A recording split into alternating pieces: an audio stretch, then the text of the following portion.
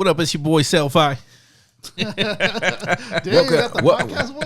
Welcome to www. Radio voice. Balls in your mouth. This is the doggy dog hour. Doggy Dog Radio. Dick in your bitch mouth for the 9 to the 2000 That's classic. Right. Yeah, that's classic right there. Good morning, good noon, good evening, wherever time and place you listen to us from, straight from the 909. We got the Tequila Boys in the building. Myself, Nesquik, and together, that's hip hop. Please don't forget to like and subscribe and hit the notification bell. Today, we're fellowshipping with two goats hailing from Southern California. Celphi presents a style rooted with authenticity, raw storytelling, and lived experiences in the Inland Empire. His lyrical delivery tends to lean more towards gritty realism and introspection than flashy showmanship. Given his from-the-bottom-up vibes in many local scenes, Celphi's style is about resilience, speaking for those who feel overlooked, and using his platform to highlight both struggle and potential. While Finesse the Great's lyrical style is rooted in grit, hustle, and technical precision, blending street-savvy storytelling and intricate rhyme schemes and rhythmic versatility, he uses multisyllabic and internal rhymes that give his bars a layered complexity, while his flow alternates between punchy, staccato bursts and smoother, reflective passages. He represents the resilient voice of his area, bridging the gap between underground hustle culture and lyrical sophistication. He embodies the ethos of self-made MC, one whose influence comes from consistency, creativity, and a refusal to compromise his craft. Together, Self brings introspection, metaphoric storytelling, and vivid street imagery, while Finesse adds gritty hustle bars with intricate rhyme schemes and rhythmic punch. They're a cross between personal narratives and universal themes of perseverance, loyalty, and legacy, making them both intellectually engaging and viscerally compelling. Finesse the Great and the Mexican Mufasa Tequila Boys, man. Yeah. Welcome to the show, bro. That was crazy. That was crazy. That made me smile, man. That made me feel good, dog. I appreciate that. I didn't know you did all that. Of course. It made me smile like I was. Somebody said something nice to me on a date or something. Like, oh man, you got him blushing. Got me blushing. Yeah, man. Peace to you guys and your work, collabing, coming together, making a duo. I thought that was really compelling. It was interesting how both of you guys came together from different planets, but yet found the common ground and united. What started that? Like, what were the talks and when did that happen? I would say that, like, me and Self, we've been friends for a long time.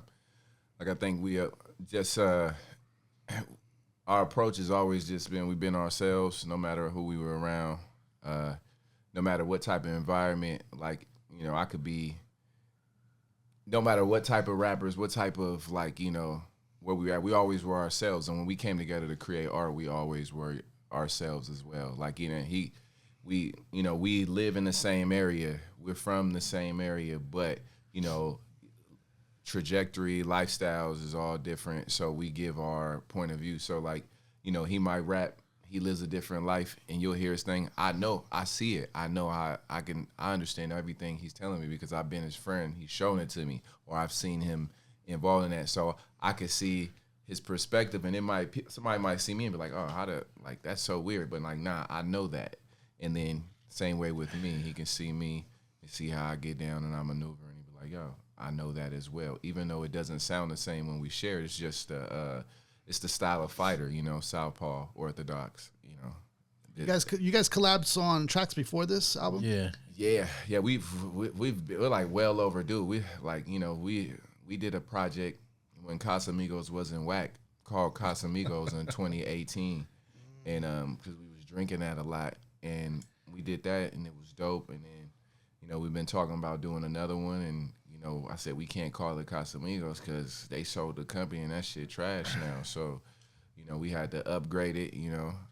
Yeah, so go listen to Casamigos, too. Casamigos is a whole different sound than Tequila Boys, but still a dope sound. It's a different sound. And, you know, we've grown as men, you know what I'm saying? So, you know, the verses, the bars is different. What we talking about is different. So, yes, it's you know.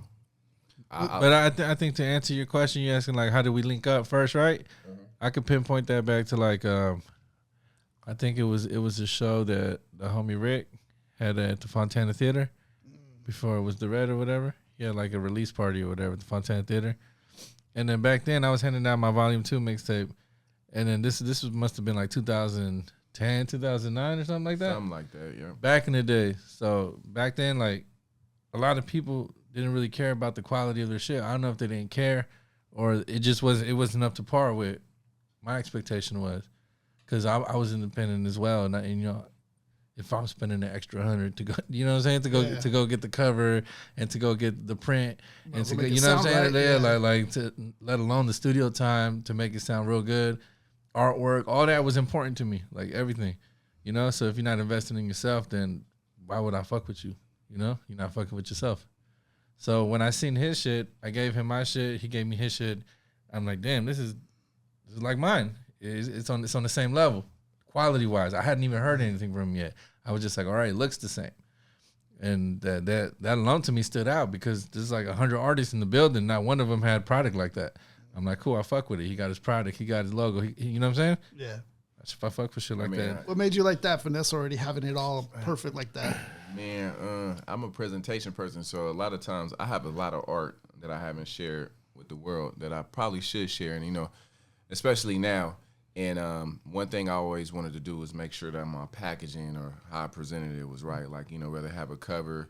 Because I always regret, like, damn, that shit's tight, but nobody heard it. It's like putting out some music and, you know, nobody sees it. But you should put it out. My mindset's different now. Then at the time when I was younger, I was like, man, this shit's too hard. Like, I got to make sure everybody hears it. I need to have the presentation. What made me feel good about sharing it is if I had it in my hand, it looked good. It looked like your favorite rapper shit, your favorite musician, your favorite artist's work. And I felt really comfortable. And I sold it. And I used to pop my trunk at the mills, pop my trunk. I mean, that's how I met most of the local people that did music in this area or took it serious anywhere. I used to pull up in the lot with my little cousins, pop the trunk, play the music, and have them run through the mall and sell my shit. And I sit at the car and then pass it to, sell it to people who came out, give it out. And then that's kind of how I met everybody.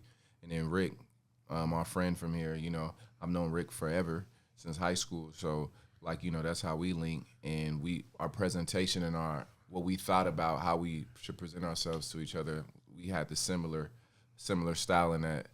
And, you know, bang, here we are. Shout out to Rick. That's my brother, you know what I'm saying? Was it the same self when you actually heard his music? Because you were just saying just off a presentation alone. What happened when you actually presentation heard it? alone, but I'm going to be honest with you. I didn't even listen to it. But because you know, we were around each other a lot back then, and there was a lot of music to listen. I was like, all right, I liked it. I kept it. I still have it to this day. It wasn't until we got into a cypher at Rick's house when I was like, all right, I'm coming with bars, and then my brother Sosa rapped too, and then he went off. I still remember somebody, he said, some cousin talking cocaine charges, you know. All right, who's good? You know what I'm saying? I mean, that's what stood out to him. I remember had everything. That's what stood out to you. But yeah, man. I just man, I like rap, man. I like it a lot. I look at it as poetry, man. And especially if I know you, and I know how you get down, I know how you live. I see how you maneuver. Like, I can see your perspective of why you talk that way or why your music sounds that way. I'm really into that. Like, you know what I'm saying? It'll make me like you even more. I still can be, if you're dope, period. But when on a different level, if you know the person and you know what they're talking about and what they're saying, I attach myself to that because a lot of times my music is based on how I'm living, like my attitude, in real life, I don't just say how I feel, like, or something. I'll never like just straight out say it. I try to put it in art format. Like, if you want to know how I'm feeling, you can listen to the music, and it's in the art way. I'm not gonna just. I'm gonna try to paint a picture for you. You know what I'm saying? Like, you know, that's what it's about. Like, this rap shit come from struggle. You know what I'm saying? And it's the best kind of music, man, when it's honest like that. It's honest, you know, and it could be dope. You could be flexing, you could be braggadocio, and which is him, is what I liked about him. He had a perfect balance of, like, you know, I'm very confident. No matter what you see, I'm extremely confident, but I'm extremely human. So you get the human elements of the music because you're hearing him. He's talking about it. If you could focus on the braggadocio stuff and like, oh, you talk, but nah, the braggadocio shit is cool. It's what, it's attention. Like it grabs your attention. It's usually on an MC usually has some sort of braggadocio track too. Usually, the best ones. Yeah, exactly. The best ones. Yeah, the best ones. The best That's true. ones. Yeah, that's true. But you want to hear the stuff to make sure your favorite artist is grounded. Because I feel like I listen to a lot of artists, and if you see your favorite artist grow and their music constantly grows, you can kind of see where the elevation came from. But I feel like as an artist that gets dumb rich, like how do you relate to these people? Because you are no longer one of those people. It probably takes an extreme skill, like to make something that still can relate to people. Because sometimes I hear shit and I just like it because the raps is tight. Like this raps is tight, but there's no way you relate to this shit. I was thinking about that the other day. That shit's crazy. Like somebody like a Drake or a Jay. Like how can you make something that's gonna connect with me? Like you've been rich for like 30 years. You know what I'm saying? Yeah. Like on a whole nother level. Like taking private jets and you're like, I know you don't drive a car. I think what works. He probably doesn't even know how to drive. You know what I'm saying? Yeah. What works is probably what people like aspire to. People like want to dream, and maybe that in that way it works. But yeah, but he's still hitting shit like where I think he's drawing inspiration from when he was broke or when he was, you know what I'm saying? Or maybe he's just keeping a bunch of broke dudes around him, you know what I'm saying? Like even then you could tell their stories. Like yeah, I mean, I mean he's really dope. So I mean he's always gonna be dope. I just think that for myself, and I understand how people could relate to that, because if I'm outside and I'm trapping in the heat and I listen to Jigga, I'm like, man, Jigga was in London in '88. You might feel that because there's certain experiences I done had in life that I heard a rapper talk about, and nigga just changed his whole mouth. Like, man, yeah, I know that because I'm right here, right now, experiencing this shit, and you proud of that bar like you said it. Like you like, man. That's the easiest way, bro. Like that people when I hear something, like I can hear a verse for like the first time. And then I replay it the second time, like I know like half the verse because it's stuck to me. You know what I'm saying? Like I can't tell you like when my memory, it just works a certain way. When I hear something that just hits, like I'm never gonna forget it. You know what I'm saying? I'm like, damn, that shit hit for a reason. Yeah, cause I know what he's talking about. I understand. I was gonna ask you guys, do you guys have the tequila as the motif, like in the work here, in the branding and everything? What about tequila made the brand like motif? We every time we link, I already drink like tequila. Rockaholics. Well, so yeah. For sure. That's the way too. But I went through a Hennessy stage, and I remember that shit. Yeah, we used to crack a bottle of Hennessy, and then once we got off the Hennessy Black, it was Hennessy Black, and then it was 1730. I'm getting older. I need to elevate my alcohol, and then you realize I'm like, man, I need something that's not a downer. So agave spirits are the only. What happened is he married a Mexican and he went to Mexico, and once he seen how we get down, he was like, "There's no other way." It's partially give you partial truth. But it's dope, like the whole and that's the thing about it too. It's like it's not just the music that you guys are putting out, but it's also the brand of it. Like you guys had everything kind of prepped and ready. I saw that, like the shirts, the stickers, like a lot of thought went behind it. And I thought that was cool because it really brought it to life, like the whole. Well, yeah, because the worlds of that. That's what we do. Because like many a time we got together, and I don't see him often because he's in LA and I'm out here. So when we do link up, it's like, all right, man, we're gonna make some music, or we're gonna fucking get this together, shoot that, and then most of the time we just end up kicking it at the pad, drinking. Just brainstorming and shit, but like that's what we've been doing for years, and it's rare you meet somebody that's really into like what you're into. So so we nerd out on the tequila, we fan out on it, like, yo, you tried this one? Like, no, you tried that one? Oh, this one got good reviews. Oh, that one over here, nah, man, fuck that one's whack, So it's like you go back and forth with somebody who's into what you're into, and it's rare. Yeah, I love it though. I think that's really dope, like how you guys came together. But I do know that there's different styles to both of you. Very different styles, but then at the same time, it's like you guys come together and it complements each other, right? Which I think is dope. with Celphi's like blunt honesty, you know, your wisdom. I could tell you have a lot of experience, a lot of wisdom in this stuff in the industry, whatever. How does that impact the overall sound of this album? I feel like I was in a point where I haven't dropped music in a long time. I make a lot of music all the time. I might shoot something, put it on social media, but really wasn't no thought into it. And, you know, when you do something with your homie, it's easier. Like the whole idea of like the brothers Clips doing a project together, they're like, it's half the work. Yeah. You have to work. So, you know, you drop 8 to 15 records and you're doing 2 to 3 verses, hooks, all that bridges, all that stuff. It's a lot of work. And even though I got a lot of raps and all that stuff and I could do it, it takes time. So, you know, it's, you know, I got with somebody I really rock with, you know, him, and he was like, man, let's run it back on that project we had. And to speak to the, like, having all the merch together is we were thinking about the name of what we were going to do because Casamigos was trash now. Right. So we were like, yo, what we going to do?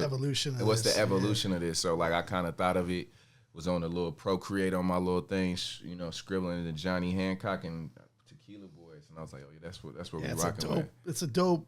Like, I love that run. It's his that's his handwriting. That's sick. Yeah, so that's sick.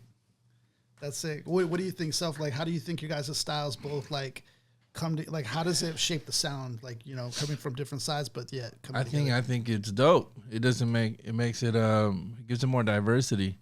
You know, like if you don't like me, you're gonna like him. If you don't like him, you're gonna fuck with me. You know what I'm saying? Like, or if you fuck with it both, then it just gives you, you know.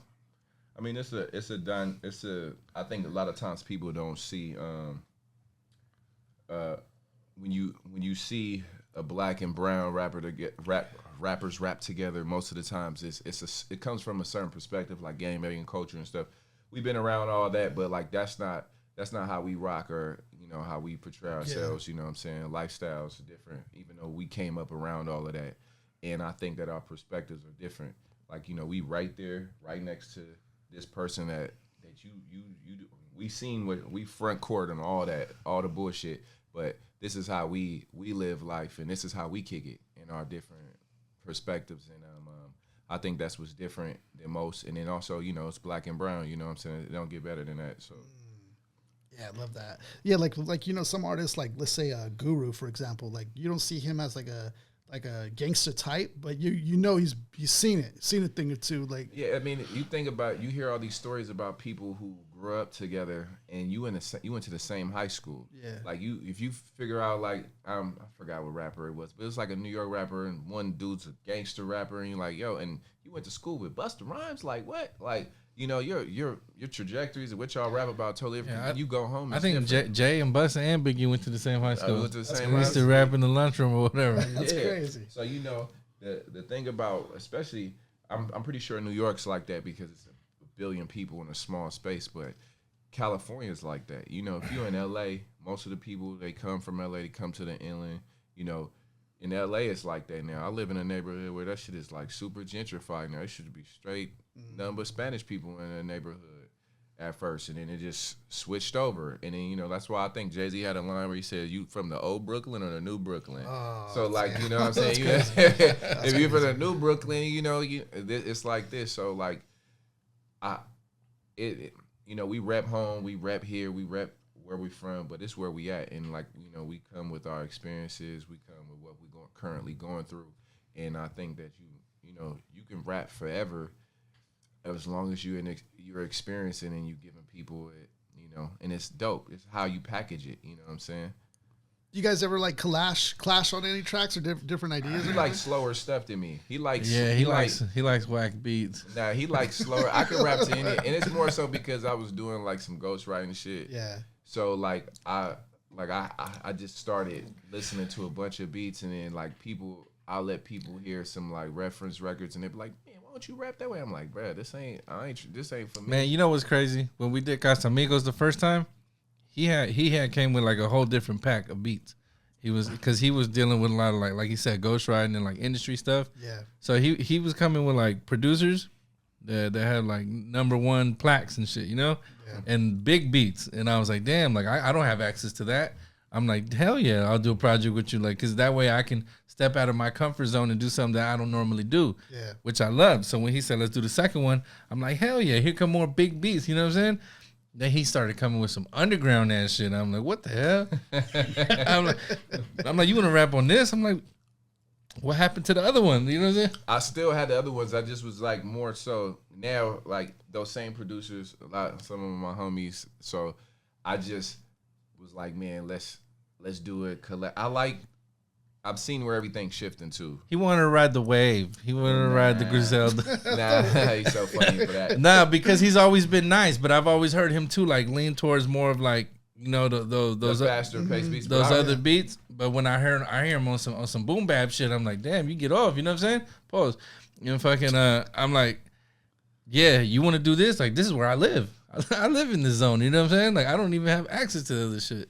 Yeah, I mean, I live in that zone too. It's kind of like the clash because when I rap to that stuff and then I see the homies like, man, bro, I don't like when you rap that fast. I don't rap when you like that slow. And then, you know, I got some homies that I made music with, like out here locally, that did boom bap beats. I remember a long time ago, Player Hayes, I rapped to one of his beats like years ago. We did a Dilla Day song. It's in the world somewhere. It's fire though. And all my homies that do music, even if they went to do some like trap shit, your best shit. Yeah, we all did like boom bap shit. We all did boom bap. Like we listened to Dilla shit. We listened to like West Coast underground shit, super duper heavy. I listened to the licks like heavy. Yeah. I listened to Exhibit like crazy. Far Eye. Like I used to listen to like Chase Infinite and all them back in the day. Like, you know, fucking all that shit. Most Def, Skinny Flacco, like all that shit. But like, you know, you grow up aspiring to be like, you know, you want to blow up. I want to get on, and then, you know, it kind of clicked for me where I just was like, man, this is art to me. I can still do those records, but I'm gonna try to do projects where they all sound collective and cohesive. So like I could give you that type of record. So I still got those in the hold. I told him, I said, when you ready to jump on the next wave, we could. You know what? Catch a Wave is probably the only beat on there that's not on the same type of trajectory. You know what I'm saying? One of One and Catch a Wave was done by Zan. So Zan, but see, One of One still has like that hip hop, shit to it. But then you listen to Catch a Wave, it's coming at you like, you know, Casamigos, which I love too. I love to get on shit like that. Like, don't get me wrong. Like, I was hoping it was gonna be like that. I'm like, all right, because I could do the other shit by myself. You know what I'm saying? But when he comes with a different energy, I'm like, okay, now I gotta adapt. I gotta see where I could take it. Which is fun for me. It's challenging for me. You know, this shit is just like me in my zone. Yeah. And I like to step out of that to see how dope I really am. I love that, man. I love that. You know, I know Celphi's history because I know him personally. I don't really know yours as much, you know, but I do know, like, you know, that you had mentioned about ghostwriting and stuff like that. Yeah. Can you, for the listeners who are listening, can you just like... He signed NDAs. He can't talk about... Oh, you can't talk about too much stuff? Nah, I mean, yeah, for the most part, it's... I think that's kind of like why... Like, you might, the mic, if you could put it a little bit... Oh, my bad. Sorry. Like, I think that's why, like, I'm where I'm at creatively. Like, I kind of got, like, burnt out. Like, just because, you know, you could see a lot of stuff that's happening now. Like, you kind of seen it. I seen a lot of dope dudes who ghostwrite, like really, really dope dudes, like really dope rappers, really dope writers, singers, all that type of shit. And it's a ton of people that's in that realm, and those people fucking get lost in the fray. I remember being such a rap fan, I used to look at all the dudes that rap with Dre, who was writing on Dre shit. Like, oh man, the Mailman, like Eastwood, like all these dudes, Chocolate Tie, I think, like Hitman, Static Quo, like all. Hitman, and I used to Hitman made the Chronic. That's crazy. Yeah, so I used to look at that stuff and be like, yo, these people, like, this shit crazy. Like, and I want to hear these dudes rap. Like, I know who Dre is. I know who these are people, and I know they helped make his stuff great. But, like, I was such a fan of, like, I wanted to of rap. I used to collect the King magazines. That's the one with the chicks on it, but Double XL and all that. What the fuck a King magazine is? You know the King magazine? But I used to collect them. I used to get them. I used to steal them. I used to have them piled up in my car, in my like trunk. Black Playboy. It wasn't no damn Black Playboy. But I had all these, like all the rapper magazines, all the associated magazines. I had them all. And what led you to go to ghostwriting though, compared to being your own like artist? Man, the homie. They wouldn't let him rap. Nah, they let me rap. So I wouldn't even say that. Like I was around a lot of people. I don't want to do no name dropping. So I was around a lot of homies that lived. I'll tell you later. That lived in the neighborhood, you know, and they were like, "Yo, you should rock with my homies over there." I rocked with them, and I just was there. I just show up and try to be as dope as I can, and it would lead me into certain rooms. You know, I never, sometimes it'd be like, yo, this shit weird. And I probably was like, you know, counterproductive to the energy that was in the room. So I would be out of that room fast because I wasn't with no weirdo shit. And I would say it was weird. It's just that people, you could tell there's a hierarchy of power when you get in that room. And, you know, it's like, oh, I say this is dope even if it's not dope. I want to ask you a little bit what that's like. I don't want you to go too much into detail, but what that energy kind of feels go like. into detail. Nah, so the energy of that. What happened to you? It just, it's just you go into a room and it's like, I remember I was ghostwriting for a girl before, right? And she's dope. And she's a dope person herself. How can you ghostwrite for a girl though? Man, easy. You just ghost. You just write. I've never been a girl. I don't know. I mean, if she's rapping about some ignorant shit, you just use your imagination. That's what I get it. Yeah, so use your pen. Yeah, you know, and I hung out with her for a little bit, so you know, I kind of like hear the record she's talking about and just take what I heard. So you had something to build off of. Build off of that. Yeah, she had other. And one time she was like, I want people to know I'm dope, so I wrote the shit. And we get in the room and then she fucking says, hey, buddy, I'm not trying to be Nas. She said, hey, buddy, I'm not trying to be Nas. You didn't dumb it down enough. She didn't dumb it, but I was just like, damn, that's funny. But I didn't take it offensive. I just said, man, this say the shit I do anyway. I don't care. Yeah. Like, you know, I was cool. Yeah. But I took that and I was like, okay, that's cool. And then, you know, I seen some homies make a bag off of doing that stuff. So I just continued to do it. And I was halfway in, halfway out. So my homies be like, see, my whole thing with that though is like, you know, who says that has to be like Nas? Like, even what you wrote, okay, change it up a little bit, add your swag to it or whatever. Yeah. It doesn't have to sound like Nas. I just feel like if you're a female rapper and you say I want people to know I'm dope, you could be dope. And it's just more so I think I was doing too many punchlines, too many words, probably too many words where she didn't really understand it or like, you know, and I don't think I'm like extra lyrical miracle. I could, you know, I sprinkle in a little bit here and there. I think I do a good job of balancing that shit. Yeah, you have a lot of intricate rhymes and stuff though. Yeah, so like you use a lot of words. Yeah, you could go there. Oh, I didn't know that.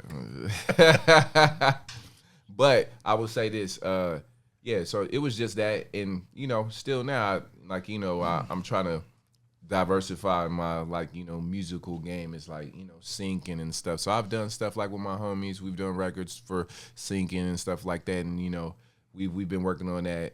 And one of my homies, you know, who I will show love to, my homie Bone, like he does a lot of, Bone Collector, he does a lot of work. And I met him through other friends. And he's from France, black dude though, by the way of Cote d'Ivoire. And he came to America. And we just started working on stuff. And Bone Collector got slappers. He got slappers. He just does, like, you know, like he had a career out there in France working with rappers out there. He came out here, you know. I always make it, to me, I'd be like, man, I'm big in France. I ain't coming to America. But, you know, I understand the idea of I want to make it in America. It is where hip hop comes from. And, you know, as far as that, it's the mecca of hip hop right here in the United States. So I could understand coming here and like, yeah, I want to do it big here. And he did do it big here.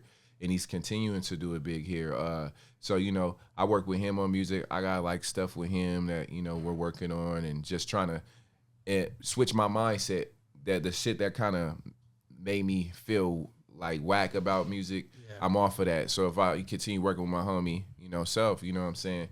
Like that's the type of shit that makes me want to do it. Being around other creatives who are creative. The energy. The energy, and it just, you know, packaging your shit the right way. Doing your shit dope. Like, if it's dope, it's dope to me.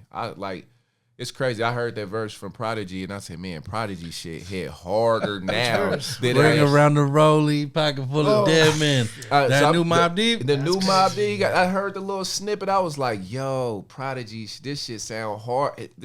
If this shit would have dropped in, I don't know if it would have hit me the same as it hit me now. So I'm just listening to it. I'm like, this shit hard. Like, you know. So, excuse me. Oh, no, you're good.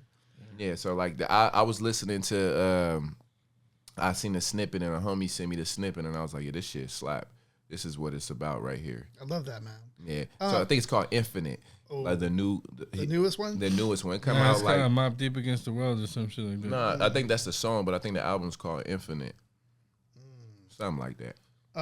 You know, I wanted to ask you about, you know, the name you have for yourself, you know, Finesse the Great.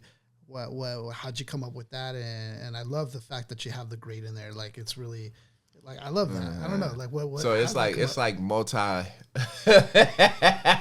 He stole it from M16. Nah, who is that? Nah, but that's the homie. Shout out M16. Yeah, shout out M16. I think I was Finesse the Great before he was M16 the Great.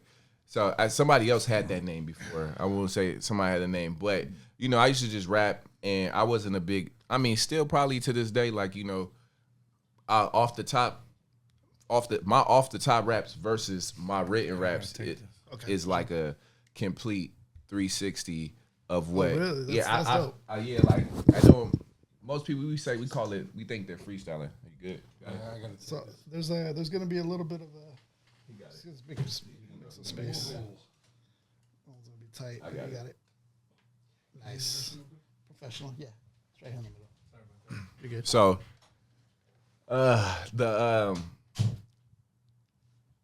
lost all trajectory what I was thinking about. We were talking about your name. Yeah, your name. Yeah. So, I mean, Finesse was always. I think that was the first name I ever. You know, it's more so it was like necesario at first. You know, necessary, and then you know, I think it's not Finesse because of my because I'm finessing you. A lot of people think, oh, he's finessing me, blah blah blah. It's more so the personality. From playing sports, you know, the coach used to always say, man, like, it's too much finesse. And, you know, I used to take it as an insult at first, you know what I'm saying? And then it kind of just stuck. And that's dope. Yeah, so like, you know, like finesse. And then, you know, I throw the great on it because, you know, it's like, man, I'm great. You know, all the finesse shit, you know, I love that. The great, you know, and then it was that, you know what I'm saying? And then, you know, my daddy called me Finesse. Yeah, that's dope. No, I think it also like sets a bar. Like, you know, when you do some work and stuff, you realize like, oh, the great. So let me put that. You know, let me cash that check, which I love. I love that too. You know, Celphi as well. I know he has always been confident, and I think a lot of people were scared of his confidence growing up. I think that people's confidence, like. You got to show. I'm originally from Kansas City, Missouri, and I've always, you know, I've been in California way longer than I've been in Kansas City. But when I came here, I always was a fan of what I was a fan of. I always loved the state. Like, oh, that's where I'm from. And I think that stuck with me is the show me state. Like, you know what I'm saying? It's just like, you got to show. At the end of the day, I could have all the braggadocio. I got a show for it. I could talk all this shit, but it comes to a time where it's time now let me see what you got and let me see what you can do. And sometimes people call it arrogant, but it's confidence how I move. I don't confuse those because some people think that just because you're really confident you're arrogant. Oh yeah. And that's not the case. It's like you're just really confident. I'm a tall dude.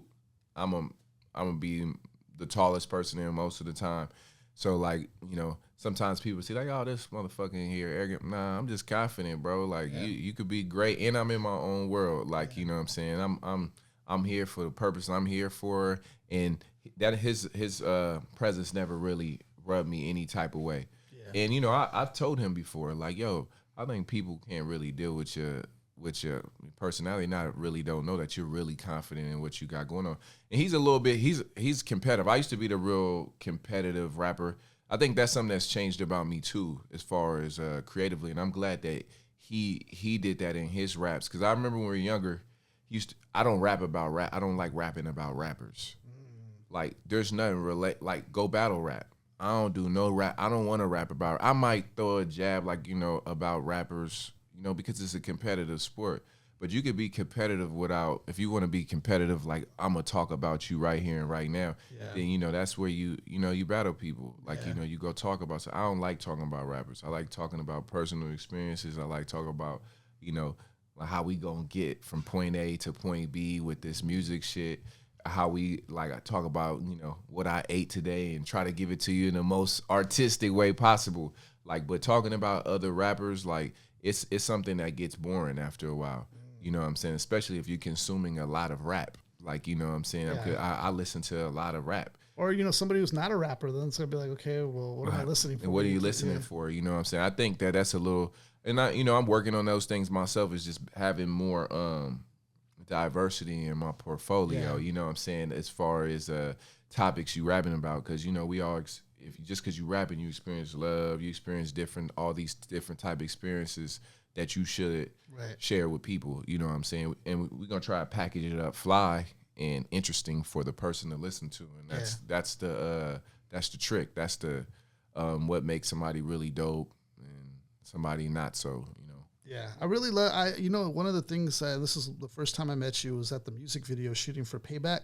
That was like the first time I met you. And then I thought that was really fun and cool. And then I looked back at the music video again today and I'm like, man, that was dope, man. Because it was just everybody just hanging out, barbecuing. Like, I loved that. I mean, sometimes I got to be ready because this dude would be like, oh, man, let's hang. And then, like, he had a homie pull up and let's shoot a video. I'm like, I was like, you want to shoot a video? I'm like, damn. I went to the studio one time and was out with the fan bam, just eating and shit. And then I was like, yo, I got a studio session night, went to the studio and we shot a video. Yeah. And it was the one of one video, and that's a classic already. That's a classic. It was dope. And that's just how, like, we done. That's just the life. Like, I told him that I definitely want to, coordinate a video, and just more so to see, to have the ability to put those things together, because ideas and stuff. Those ideas, the music is already. We're gonna make good music, to us at least. We're gonna make really good music. And what's perfect though is that it caught that like that barbecue, like sound, like it felt like a vibe for that. And it was like 100. I don't know. It might not look like it was like 103 or 4 that day. It was wild. Hot. It was wildly hot. I forgot about that. It was forgot about how hot it was. And we were faded. I was faded. Boy, I was gone. Like shout out, I forgot his name. He was on the grill. Jimmy and his brothers. Cas One on the set. Yeah, shout out Cas One, man. Much love. Castro on the actual video. Yeah, Castro on the video. Yeah, Cas One. Much love to him. He's dope. Known him for years. He got all these old ass pictures of me and Celphi, but like, yeah, he's dope. I got music with him that we're working on. That's dope. Yeah. Probably be like around Christmas time. Now, I wanted to ask you this because I haven't yet got around to like listening to your older projects, or do you mind kind of going into your earlier works and maybe like some of the things that you were proud of before doing this with Celphi? Man, I have some dope stuff. I got some stuff on SoundCloud that I got to put on the DSPs. But yeah, I mean, got Celphi back. We got Celphi back. All right, here we go. All right. We just talking about the previous projects that he hasn't really got into. Yeah, I did. So a lot of Oh yeah, you gotta do your homework. Yeah, you gotta get on the wave. You'll see the gradual growth. You'll see the ignorance, and I always think of myself as that I had an ignorant stage where I was wilding out and shit. But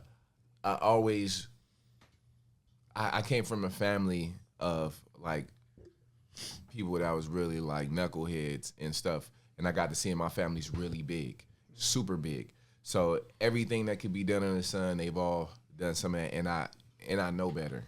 So what I'm saying, a lot of know better. Yeah. So like I think that I always would look at this stuff, and when you're really young and your mind ain't all the way developed, you was really mesmerized by that shit. So I was around it. And then once I start getting older, sometimes I felt corny, like, man, I'm being too smart. Like I'm being too like conscious of what I'm got going on. Like, I want to be a little bit ignorant, Now you're being conscious of your conscience. Yeah, I'm being conscious of like, so, I think that you're still a human being, you're still growing. I think that that's a lot in my raps a lot. That's dope. Seeing stuff, wanting to do this, wanting to be this way, but knowing that ain't right, or knowing it ain't that. So if you listen to enough music of mine, you'll hear a lot of that.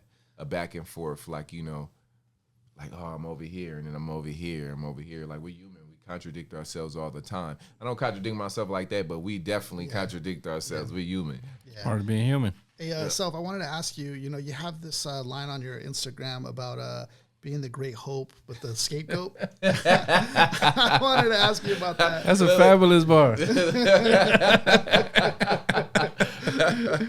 Like, why does that one hit you like that? So much that you put it on there. Like, how does that one hit? And man, it makes sense because the great hope comes with like, all right, people fuck with me for being a certain way.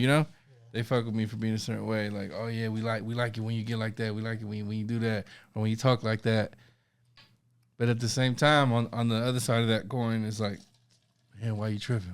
You know what I'm saying? Or like, why are you doing that? Yeah. I'm like, so for the same reason you love me is the same reason why. Yeah, exactly. Yeah. So it's like the great hope and the scapegoat. You know what I'm saying? Like, okay, cool, blame it on me, bro. Yeah. I'm the one who fucked up. You know what I love it about Celphi is that like he's brutally honest sometimes. Yeah, he's too honest. Almost to his own demise. Some people can't. He's too honest. Because I don't hope you don't mind me sharing this, but I think it'd be cool. Yeah, for the 909 day, we're doing interviews, and me and Mark, his cousin, are doing interviews, and I know you said so. We collected interviews from a lot of people, and we're like, hey, what do you guys think about 909 day? How does like the community? Da, da, da. And we came to Celph, and Celph, he was just like joking around though. But Celph, it was like half joke, half not. But Celph was like, you know what? The IE is mine. And I love that confidence of that. But at the same time, Celph was like, nah, let's do an actual take that one. Out of there. Yeah, let's take that out of there. But I love like the just upfront, brutal honesty of it, because I know he feels that way. I know he feels the man, you know what it is? It's like a lot. Back then, nobody was repping the IE. Like, that shit was lame, you know what I'm saying? And everybody wanted to be from LA.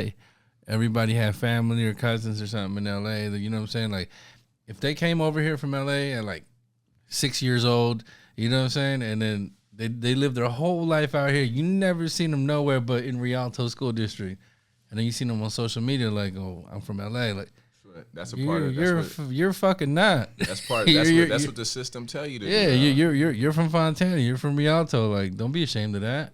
You know what I'm saying? Yeah. Because then what is that saying to everybody else out here? Like, the system tell you to do that though. To be honest, I know artists who got some motion when we were really young, and they said they was from LA, and you've seen whether it's the Instagrams or the music pages. See, but the thing with that is that there's really people that are from out there. You know what I'm saying? Yeah. Where did you live? Where were you at? The only time I give that somewhat of I don't even say a pass, but I give it somewhat a pass because I feel like if you went to high school, high school's for me because I came out here, especially middle school and high school. I came out here right around high school, and I still rep. This is where I rep. So what would you say? You went to high school where in Fontana? I went to school in Fontana. Yeah, so I'm from Fontana. Where'd you went to Kaiser? Yeah, I went to Kaiser. Okay, so those are very formative years as well. Yeah, you turn 18 there, so like I went 14. You're learning a lot at a rapid speed. I would say middle school too, though. Yeah, middle school. Yeah, motherfuckers that got on there early. Yeah, they got on there early. You know what I'm saying? Yeah, that's trry But if you did middle school and high school out here, give a fuck where you went to elementary school. I mean, if you, my only thing that I said that, and I won't speak too much on it because those politics ain't my politics. But if you gangbang.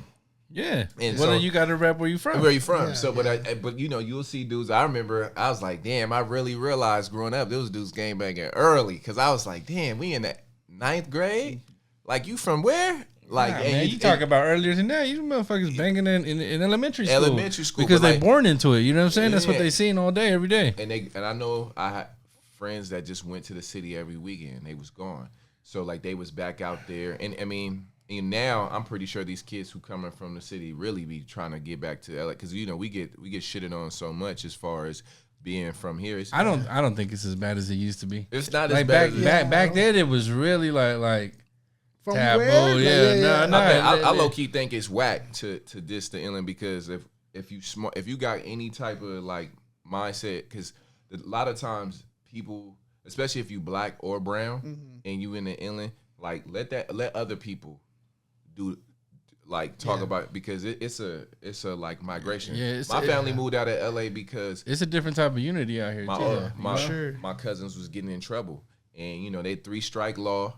Yeah, you know what I'm saying? And you know, you got 2 strikes. My older cousins got 2 strikes, and mom like, I gotta sell my house in Compton to get up out of here because the like environment. my son is gonna go, that life is gonna go down the drain.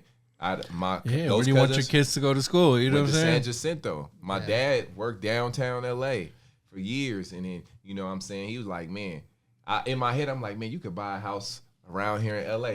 He buys a house in Fontana, so we go. Yeah.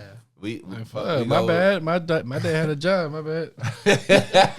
Fucking apologize for that shit. Yeah. No, I'm just saying that's the migration. Like, you know, people in I say, as far as a black person, there ain't even that many of us that anyway. Yeah. You know, out there. So it's just everything is centralized. So that's what happens, you know, in the ghetto. You know what I'm saying? Don't get too deep in those conversations, but like, it's where you from, it's where you at, what you experience, and that's kind of like my perspective. So I don't even get into the people dissing the IE. I don't get offended at all. I don't think they do anymore. That's what I'm saying. No, I remember like all right, back then it wasn't cool. It wasn't like people were ashamed to rap it, and then I saw the shift. I was like, all right, you're not ashamed to say that you're from San Bernardino. You're not ashamed to say that you're from out here anymore. You know what I'm saying? Because at what point did you start seeing the shift? When did I see the shift? Yeah, what do you think? Fuck, man. I've been repping the IE since fucking. I don't know, but now it's different. It's different. Now it's way different. You know what I'm saying? Like it ain't looked upon like that though. And even a lot of LA fools, I'm sure they're back and forth too. Like, so I just know that when I started repping it, it was like, what? Why are you doing that? Or what the fuck else am I rep? You know? Yeah, I can't.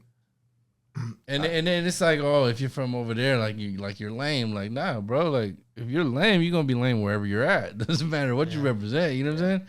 Like, you just be you wherever you're at. We got the Tequila Boys in the building, everybody. We are here, and they released an album, and you guys got to check it out. You guys could view it on pretty much anywhere you stream, or what? Anywhere. All the DSPs is there. We should have some vinyl around Christmas time. I'm thinking about that's gonna be ill. Thinking about doing some more stuff. We got merch. We got all that type of stuff. If you know, outside of the music, you know, the music's really dope. You should go see that. I love that because, you know, to me, like especially now, like you're starting to realize with streaming, you don't own nothing. Like, you know, like it could be gone like this. Like it's better to actually own your music than it is to just listen. And then if you make CDs, you're like, man, who the fuck is gonna actually play this? Who's gonna so you got a CD player? No. Well, I mean, I do right here, but that's because I'm a retro person. Yeah, right. Yeah. So I feel like now a lot of the whole nostalgic thing that's making a resurgence and stuff. The nostalgia thing is coming around in every facet of the game. So to me, honestly, I just like, you know, I love art, I love rapping, so I could rap, give you a song, and it could die on the net. But like, you know, I look at it as art, so I was like, well, how can, and also just being a businessman, how can you monetize your art? Yeah. So I said, we got to monetize in a way. The music we want to share, we could tie it to, we made some dope shirts. We got homies that got brands, kind of led us in the right direction. We got dope merch. So if you like the shirt and you think the shirt is dope, you like the logo, you could throw that motherfucker on. And if you don't, homie, it's you know, you helping us out. Who's behind the design and stuff of that? I did it. Yeah. I did it. You know, I got a little help. But like, besides that, you know, it's, shout out Rick, you know, he plugged me with like a real quality shirt, you know what I'm saying? Yeah. So we got some quality shit, and it's dope. We gonna buy do my other shit. Stuff. Yeah, buy my shit, you know. We got flasks coming, we got lighters coming, we could do all that shit. Like, and if you want to rap we're gonna have it all coming so you can support the homies in ways. If you fuck with the music, man, buy the merch. Buy the merch outside of that's outside really of the music. how artists can make money nowadays. You know what I'm saying? Like you buy the merch, you do shows, you sell out shows, whatever you got to do. But streaming ain't paying artists. No. I mean, everything, you just got to get your hustle up now as a creative. And I know being dope, I've seen lots of artists be like pooped. And I've seen it, the whole ghostwriting, and seeing people in offices who really just trying to do everything they can to get the attention of people to take a risk and invest in them and all that type of shit. That shit's, it's not for, some people do it, but like our art form is like on an attack. Like it's on a, I wouldn't say it's on a downward spiral, but it's gonna go back to what. Well, they say in Coachella, like it's the least like rap performances. Oh, it's been like to date. Yeah, it's been on that shit. I've been seeing that shit. It's like you think about it, it's like 4 artists that get all the attention. Get 4 artists, rappers that get all. Now even people that are perceived as big are not doing as well. Like man, you just gotta make great music, bro. Just make good art. Put that shit out there. Don't save it.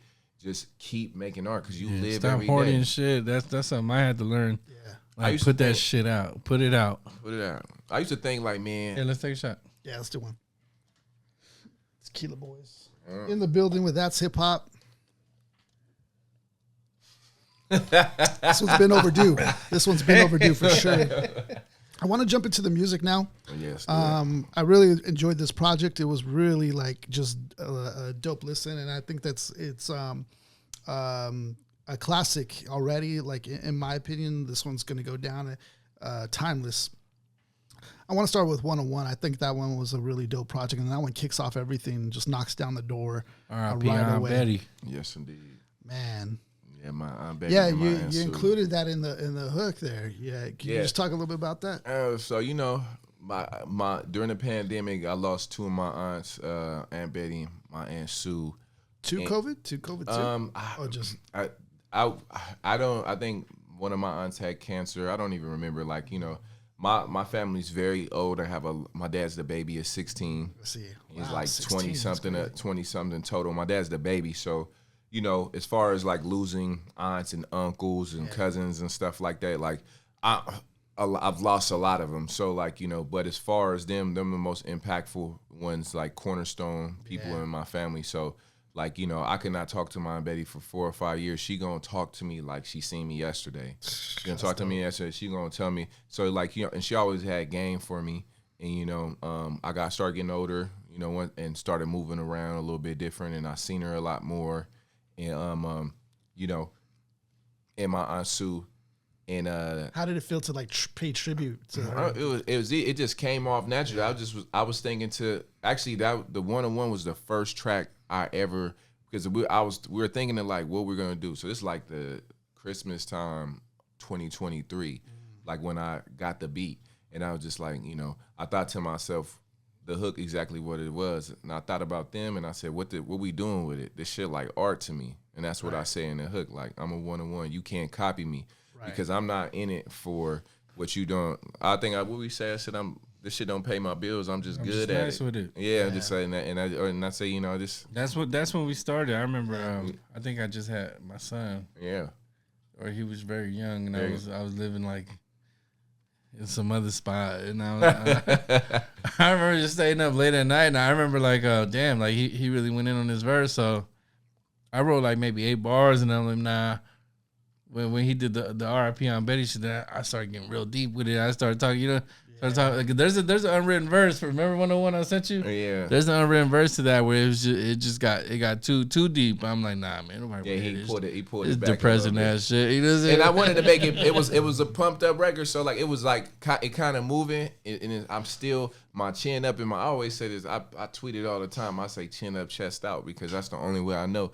Like your problems ain't going nowhere unless you attack them head on. You can't. You ain't going outstep your problems. You gotta hit it. You gotta go. You gotta head up with your. You gotta touch the head up with your problems every day. So, my perspective in life is just chin up, chest out. Like that's the only thing I know. So like if I'm my head's down, it's in you, not on you. It's in you, not on you, man. Pause. But like, that's my perspective. So like that's how I approached that hook when I was thinking about it, because Some water. I said, my chin up, chest out. That's all you got is Keela right there, man. Be careful. Drive slow, homie. Nah, I'm good. Yeah, but 101. Like, I'm glad I went with the direction I went and finished it. Because for the longest, that song, it was missing my last 4 bars. Yeah, I think until the day we actually shot the video. We shot the video the same day I finished that song. I finished the show, did. Yeah. We had a session that day, and I invited all types of homies to the studio. And I'm telling you, this Tequila Boys probably was like 4 or 5 studio sessions, huh? Yeah. Yeah. Like, other than that, we just sending verses back to each other. Like, oh, well, it could have been done a lot faster, but we could have knocked that shit out. I got a bitch in the back. I got a hoe in the front. No, he said, hey, because the cops is watching you niggas is talking. I used those first 4 bars in a song with Fix. And everybody saw you, and they ain't dead a bitch. So I wanted to get into to the album. We're getting into 101, and I wanted to also ask you too, Finesse. You know, your verse feels like kind of like a manifesto. That's what I like, the feeling that I get when I listen to it. Explain manifesto. With losses, late nights, pushing through. You know, keeping your mind on the plans. And I think there's a line in there you said, which I thought was kind of dope. Top secret in your dossier. How my mind works. Top secret in my dossier. Yeah, I thought that was pretty dope. He learned that word. Turning your pain and setbacks into fuel. How do you balance that personal struggle with staying creative and inspired in the studio? I mean, when you start looking at it, there's a lot of people in this world. It's a lot of people. And, you know, I look at where we come from. We in the Inland Empire. The whole, like, working all night, running on fumes. And I remember, like, getting out of high school, I worked at a warehouse before. And I'm working there, and I worked, like, to the mic, my friend. I worked overnight. And I remember I had, like, a studio session the next day, and I really thought about that. I kind of, like, took everything I experienced, you know, growing up to who I am now, and I put that in that was in that verse. And I thought about, like, man, I remember working at this warehouse all night, and was just the only thing that made me not quit the job that night was, like, you know, the eagerness and the hunger to, like, get to the studio. So I was, like, walking up and down them aisles in that warehouse, just piecing my verse together and thinking about that. So you guys are both working, like, different jobs right now that are other. Yeah, I still work in the warehouse. Yeah. I don't work in the warehouse. No, I don't. But I will if I have to. Don't get me that shit wrong. Like, man, whatever the fuck you got to do to make money, bro. Like, get that shit. You know what I'm saying? Ain't nothing wrong with that, because I wrote some of my best verses at work at a 9 to 5. You know what I'm saying? Yeah. Like, I would sit there and just scribble. Was that part of, like, Grave Shifters, or was that different? Man, fucking my whole career, dog. Grave Shifters, he said. I the Grave Shifters, but Grave Shifters was, you know, based on something else. Yeah. But I remember, like, I remember I got rhymes that's written on paper plates that I had to write at lunchtime. You know what I'm saying? Because I only got 30 minutes. But I'm just sitting there, like, memorizing everything. It's like sideways. It looks like fucking Eminem on the bus. You know what I'm saying? On the bus. One mic. Because I relate to that. What you were saying, you know, like, a lot of times, like, what I'm doing at work, it's not this, you know, and I'm like envisioning doing this, anything related to that. So I relate to what you're saying about that. Yeah, because, you know, there's a, you know, I'll see like, rappers get on certain things, or people get on podcasts talking about, like, certain people, and, you know, this is more, you know, I'm a one-on-one. Like, this ain't your typical struggle rap. This ain't that. What you thought this was at, man, my plates is full, my meals look good. Hey, like I was telling you earlier, my stomach is full, I'm drinking good tequila. You know what I'm saying? I can acquire everything I want to. Do I have everything I want? I don't. So that's what I'm working towards. But I can, my meal, I'm eating good. Yeah. Like, you know what I'm saying? Yeah, both of us. Not to cut you off, but like I was telling you off camera, like, we're both married. We're both fathers. Right. You know what I'm saying? This is grown man rap. Yeah. And when I meet artists, they're like, they want to portray this image of them that they're this and they're that. It's like, bro, like, you think you're too cool to go fucking work? Like, you go get a fucking job, homie. Yeah. Like, you living with your girl, nigga. Like, she paying everything. Like go. You know, like fucking be a man first. That's what I respect. Ain't nothing wrong with working, and then you're also a dope artist. Yeah. Because if you ain't making a living off this shit, who you lying to? Right. And you know, me or you? You know what I'm saying? Right. This is the only way that you gonna get anything from me. Like it's gonna be through music. And I say like I'm not one of these people. I see a lot of people, artists that I know. If you follow me on social media, you will never. It's gonna be some type of. It's gonna look like a quote. I don't show my hand. I'm not gonna show. And it's not like I'm afraid to show weakness, but those are you get certain emotions are earned from people. Like if you're not my shorty, you're not my babies, you're not my family, you're not my homie, and I'll tell you certain things about me, but I won't tweet about it. You won't see it. I don't like that. I hide my hand. I keep a poker face. I experienced everything everybody else did, and you might hear it through the music, and that's the only way that you're gonna catch that type of energy, like from me. And that's my way of expression. It's through the music. So only way you're gonna catch me expressing. I'm not doing it on social media shit for I'ma give it to you artistically. Yeah, I love that though. Yeah, so that's how I move, and I kind of was like, that's what makes me want to reigniting like the creative fuel right now. Is that like this is where you're gonna get this expression, and that my life is layered. I done experienced a lot of stuff, so I can talk about it a lot. You know what I'm saying? Yeah, I feel like both of you. I feel the same way. Like my personal life is private. That's for me. That's for me to enjoy. Like you can't. I don't post my son a lot. I try not to post my wife or my mother, stuff like that. Like everything I post online got to do with art, or if I'm out being ignorant. You know what I'm saying? But other than that, it's like the shit. The piece that I got is for me. You don't deserve to see that shit unless you really be around me. Because if I just dropped the album with the homie, he never been to my mom's house. You know what I'm saying? If he can't come and his daughter could play with my son. I've been to your mom's house. Yeah, that's what I'm saying. but like, I was making an example of it. Like if he can't, like how the fuck, like how the fuck, you know what I'm saying? Like I was at his wedding, he wasn't at mine. Why didn't he make it to the wedding, Finesse? Because that's a question. I did that shit way in the jungle. It was in his town, man. He was in the town of Zamora, man. It was in Padel. It was not in Zamora, but okay. You understand corrected, but I FaceTime you. I get it, man. You can invite somebody to the most dangerous fucking, the most dangerous territory in fucking Mexico.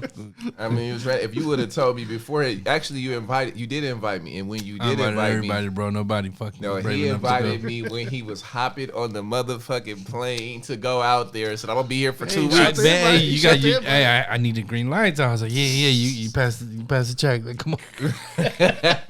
They said you're good. It's hilarious. So I got a question for you in regards to this song, this record. Your opening lines start with "Self, motherfucker, yeah, I'm a one of one." Really set like a bold, almost battle rap tone. Like, where does that confrontational energy come from, and how does that fuel your writing? Motherfucking competitive. I feel like he went first. Yeah. Once you go first, and like I gotta up it. And only that, it's my biggest thing has always been you gotta have a good opener, a strong closing line. A lot of my verses, I just finish them 90%, and I don't write the last bar until I get to the studio. Cause you got to finish it strong. That's what people are gonna remember. That's what you just asked me about. Yep. You know exactly. Yeah. It's gotta start strong and it's gotta finish strong. Yep. I think I like my favorite thing is I don't even know what show it was, but he's a memeable. It's been turned into a meme now. Surprise, motherfucker! Yeah, surprise, motherfucker! Yeah, 1-to-1. Yeah. You know what? Sosa told me like his favorite bar on the album is when I said. What I said? I said, I take a long look in the mirror. Yeah, I'm proud. What I said? I said, take a long look at my homies. Them some riders, them. Yeah, when I said that, so I was like, I don't know why. Just something about that bar that just fucking hit me like, damn. Yeah, man. I take a long look at my son like he the 1-to-1. Initiated, we the greatest where I'm coming from. I'm about to take another run so I can fund the fun. And I talked to him already like the homie Blum. Yeah.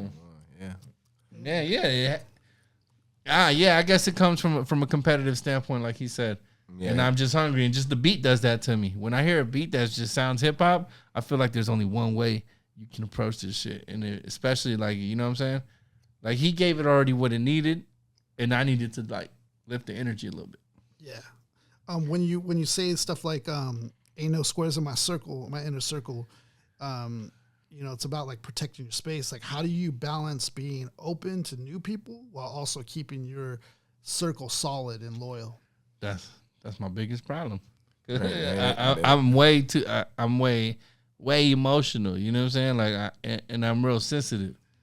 You know? So if I feel something, I'm gonna say it. That's funny. You know? He's not lying though. So if you did something to me, I'm gonna take it personal. Cause you did it to me. You know? Yeah. But sometimes I might be thinking too much. That's crazy. But most of the time I'm right. Finesse, you said on this track, remove plaque like Colgate. I thought that was ill. It feels like you're talking about like cleansing your space and staying focused. Yeah. What kind of negative energy or distractions, you know, have you had to like scrub off and stay your path? This is a term, I don't know, maybe I got it from like a cousin that's like really he's institutionalized. It's called getting little. And I remember one time something happened. He was like, let's get little. And I'm like, what are you talking about? Let's get little. And it was funny because when he explained what let's get little mean, it's mean when you see somebody run away, they get smaller and smaller and smaller and smaller. Stay out the way. So let's get little. So that's what he meant by let's get little. Let's get little. So let's get out of here. So he told me that, and I just and he was like, and that's how I approach. Like if it's somebody that's bad, explanations are earned. Like, you know what I'm saying? If you don't harm me, I'll give you an explanation. If you somebody that has earned the right for it, I'll give you an explanation. But like when it comes to energy that ain't right, I just get little. I disappear. If I don't have to be in this space, you know, if it's your job, you know, it's sorry that you got to deal with that. But like if it ain't people that I don't have to be around, I won't be around them. I won't be like this motherfucker disappeared on me. Like Colgate, man. How my wine works, shit top secret in my dossier. And that's when I hit him up like, where the fuck you at? I done took losses, but I cannot lose. Working all night, running on fumes, just to get these chips right. Strike a match, ignite. More creativity, escape captivity. Can't judge a book by its cover. Lays to my identity. Ain't about growth, you can't be in my proximity. Coffee strong, doobie roll, go route like Julio. Touchdown, cash out, youngest make them toolies blow. Gotta get up out of there, diversify portfolio. Wild, wild west shit, life like a rodeo. You a dad now, my nigga, we gotta provide. Hard to juggle, mob ties, full hearts, clear eyes. Visualize, actualize, my turn, capitalize. We don't trust they handshakes, even if it's sanitized, you know? Yeah, I mean, it literally was like, man, like it was life, man. You know, that's real life experiences. You know, that's how. How important is it for you though to like move in silence, like and protect your vision while like building? Because I feel like when I was younger, and I think is a person who is a rapper in a space, and you getting older, and I think that is a lot of like, look at me, I'm always lit, I'm always outside, I'm always here, look at me. That's a lot. Like, I feel like that's too much.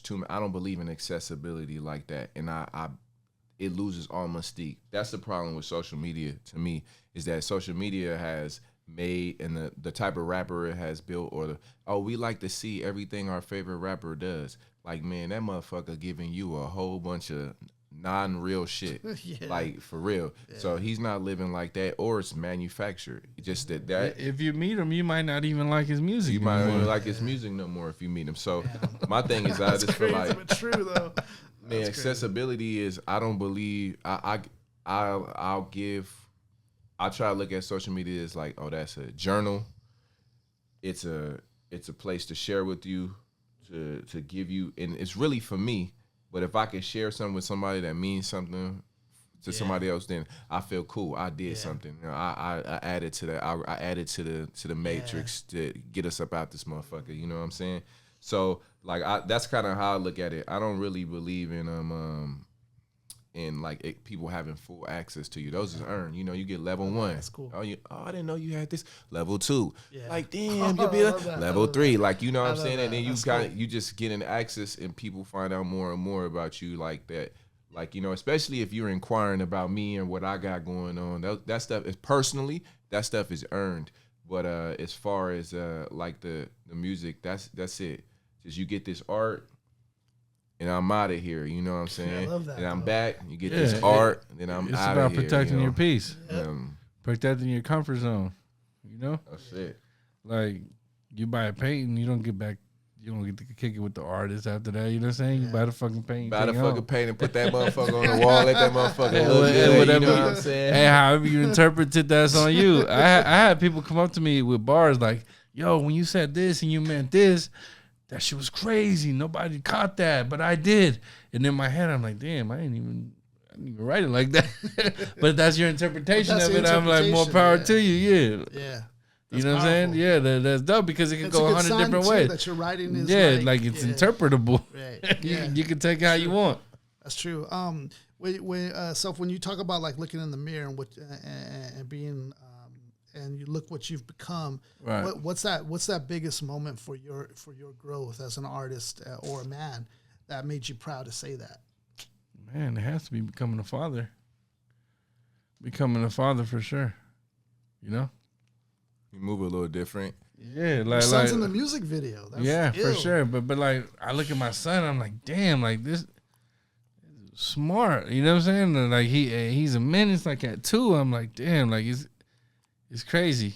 And I don't know how he's gonna be like when he's a certain age or whatever. Yeah. But obviously it's up for me to be there for him, and you know what I'm saying, to guide him and show him. Art, you think, and some music? What do you think? Man, I don't know, man. Like it's too early to tell right now, but he could be into whatever he wants. Now it makes sense to me because when I was a kid, they're like, "Yo, you could be whatever you want." I'm like, "No, he can't."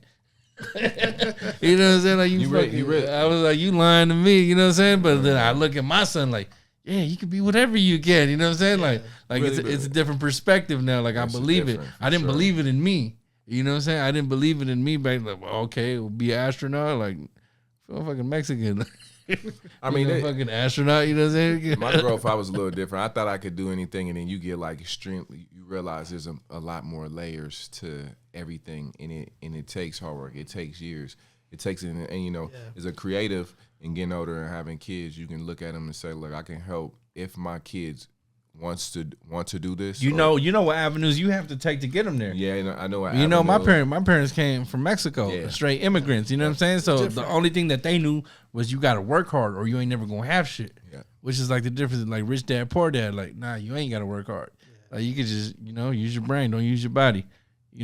Work smarter, not harder. So that's the difference right there. When I was young, like, hey, you could be whatever you want. I'm like, well. That's why this song. And I get it too. Like the economies and stuff have shifted. Ain't no Mexicans on TV when I'm a kid. You know what I'm saying? There's nobody like, and they're like, now my son he can play both Mexican, black, mixed with it. He can play Hawaiian, like whatever he wants. Play Hawaiian. He Puerto Rican, get a Dominican role. You know what I'm saying? I was telling Celphi, I'm expected to be father pretty soon in January. My first. Congratulations, man. Daughter. It's gonna be a daughter. So that's gonna be the biggest shift in you. Watch, you're gonna understand this question in my answer when you go through it. Yeah. So it was kind of cool because you guys are both fathers, so you guys are already in that understanding the fatherhood thing. You guys are providing for their families and stuff in different ways. So I thought, it's cool from your perspective. Hearing this album, now it's gonna change even the way the lens I even see it from is gonna change. It changes everything, bro. You know what I'm saying? Because it ain't. And that's one thing I caught myself with him. Yeah. Like when I would hit him up like, yo, fucking, what's up with the shirts or what's up with this verse, what's up with that? And then when I went to his pad, he had like the newborn, and then he had the other one upstairs. I'm like, damn, like I didn't even take into consideration you just had a child, you know what I'm saying? And we're doing this whole project with you, and you over here super dadding it. This song is from the heart. Reagan said, this song is from the heart. This song's from the heart. I would have skipped that shit. But that's real. That's a real song. It is a real song. I give it to you. I was there when you wrote it. It was from the heart, wasn't it? It was from the heart. That's crazy. It was funny. The Payback. What led you guys to making the record, The Payback, and the vibe that it had? Cavs won. Did you guys have like a listening? Did you guys listen to it together and choose that beat, or how did that? Nah, we're friends. We on the text thread together, so the way iMessage work these days, you throw the beat in there. I'm like, oh, cool. That's cool. You know, you listen to it like, oh. And I was like, damn. I think you started writing. I wrote a verse to it a long time ago. He wrote a verse around the same time we did One of One. And then I played, like I had wrote that verse. I was like, all right, I like the delivery because it just came to me. I remember Kaz sends me beats casually, no pun intended. You know what I'm saying? Like every now and then, like, oh, if I got this one, boom. And then you know, if it don't hit, it don't hit. But if it inspires me, sometimes he'll send me some shit 2 a.m. randomly, like I haven't talked to him in months, and then he just sends me a banger. I'm like, immediately my fingers just get to typing, you know? Yeah, this motherfucker sent me raps in the middle of the night. Yeah, I'm a grave shifter. Yeah, grave shifter. It's like a Kobe though, like in the middle of the night. Yeah, he sent me a fucking rap, like he just, I did this, and some of them beats ain't for me, so you should just keep them to yourself. Yeah. For a project in the future or something. Yeah, nah, I tell him the same. Yeah. but it's crazy because you guys do have to find that common ground. Like, yeah, you have to, because it's not, you know, I mean, you can compromise a little bit. Yeah. Like, but if you definitely not feeling it, you got to say something. Yeah, like, you gotta say something. It's gonna sound forced, right, you know. Yeah. You don't want shit to sound forced. You want the record to sound like that. Yeah, that record was cool. It was fun, and like he likes older. Like I could do that. I got like many realms I like rocking to. When I first heard the beat, I liked the beat, but I didn't necessarily hear myself rapping on it like that. And I was like, this is like West Coast, like old, like you know. So I could, you know, I can get busy to that. I could. That's my pocket still. You know, when we got off, we did it, and it felt like, you know, summertime, and you know when it was hot, you know, we just randomly sound like. You remind me how hot it was that day when we recorded it. It was 104. I was like, oh yeah, I forgot about that. The homie pulled up and he was like, "Yo, this." It was 104. It was 104, hot, bro. Yeah, it was hot. We was drinking, so you know we drank that whole bottle of Tapatio. Like I should. Yeah, we did the Casa Dragon. We got the Casa Dragon too. Yeah, that shit was going. That was Blanco. Yeah, I don't really rock with Blanco like that, but you know. Celphi, on this record, you know, your verse it highlights both like the personal struggle and legacy. How has your upbringing and environment shaped, you know, not just your lyrics but your overall approach to even hip hop? What lyrics are you referring to? I mean, like earthquake flow to crush buildings, cross my teeth out, my eyes among spirits. Yeah. I mean, I had a spiritual awakening. I look like I know you was about to get. I was like, oh, yeah, man, you know, I mean, this is a whole nother conversation for another day, but I've always believed in God, and I've always believed in the Most High, something almighty and powerful. But I smoked a toad. I smoked a toad with a shaman. Is this the one, the Tyson? The the Mike Tyson toad. Yeah, the Bufo Olivarius. Oh, you did I did the that? 5-MeO DMT. Oh, no way. I had a shaman ritual in Tecate, Mexico. Back like crazy. After, you know what's crazy is like I also had I had the same year I overdosed on fentanyl. You know what I'm saying? So I had a spiritual death and I had a physical death. And I would tell you that the spiritual one was a lot scarier than the physical one. Wow. Yeah, so when I did that, I mean that's a whole different story for another day. You know what I'm saying? I could go into it, bro, but yeah, it is heavy. It's fucking heavy. Is it heavy? You want me to go into it? Yeah, let's do it. All right, so go back to that lyric. What'd I say? Earthquake, crush buildings, and then the cross my T's, dot my I's among spirits. So I get a call from a homie of mine. His name is Edgar. He got deported a long time ago. He's living in the jungle in Chapas or whatever. He's like, man, I get to wear my ACG every day. You know what I'm saying? Because he was like a real low head. Yeah. And he's like he started telling me like, yo, this is a long time ago. He's like, yo, you got to come down here. We'll do the ayahuasca with the masters in the jungle. Excuse me. Just talking about this shit. You weren't at all like scared about that? Like, I mean, that's because I've always been familiar with drugs. Okay. I wasn't scared of it. I was excited for it because I used to hear stories like, if you do this, then 2 things are gonna happen. One of 2 things are gonna happen.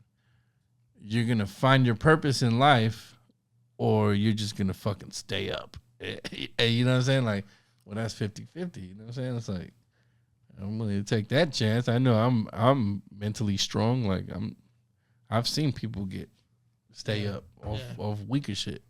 You know what I'm saying? But they say 5-MeO-DMT. It comes from a toad, and there's a tribe, the Seti tribe, and where they're from Sonora, Punta Chueca, Sonora, I believe. Sorry if I got that wrong. But it's the Seti tribe, and then they practice this toad like medicinally for centuries.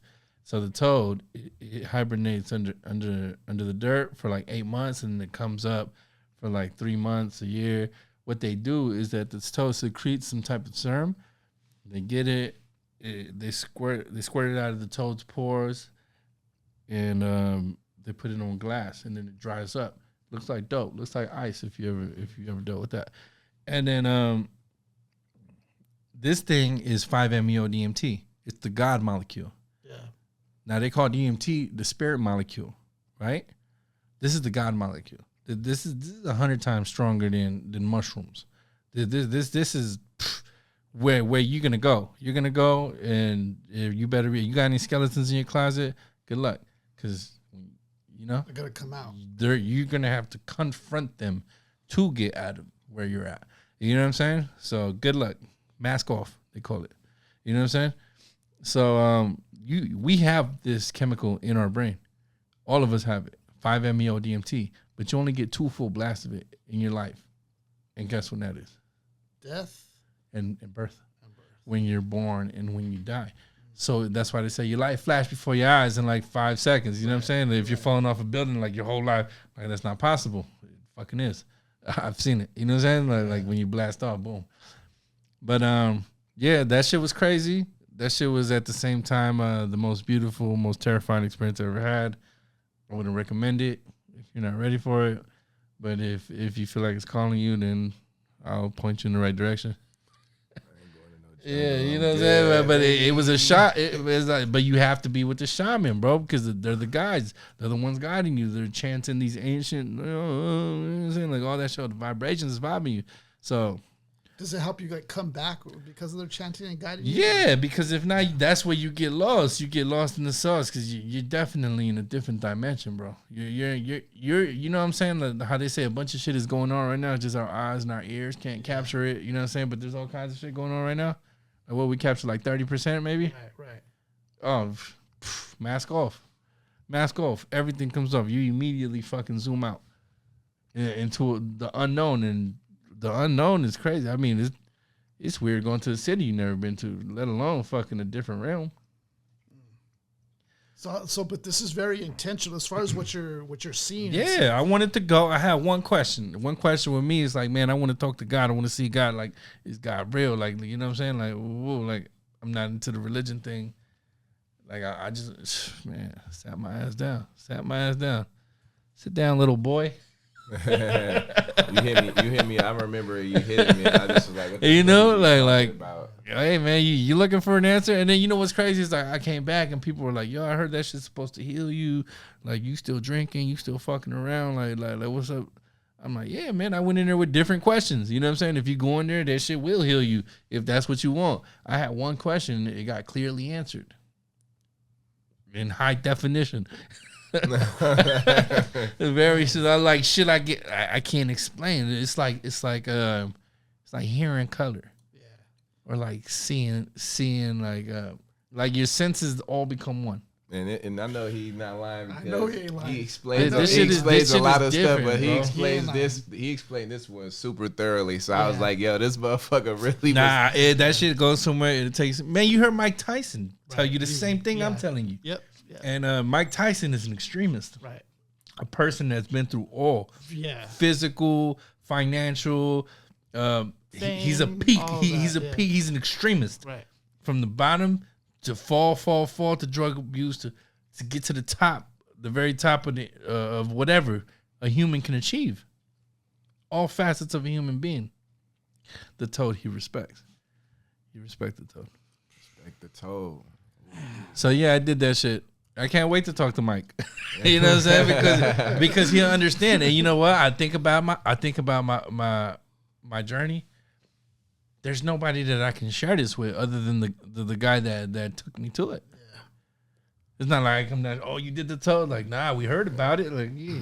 And then let alone somebody did it. They're like, oh yeah, we were in Van Nuys. Some fucking white guy with dreads. You know what I'm saying? Like,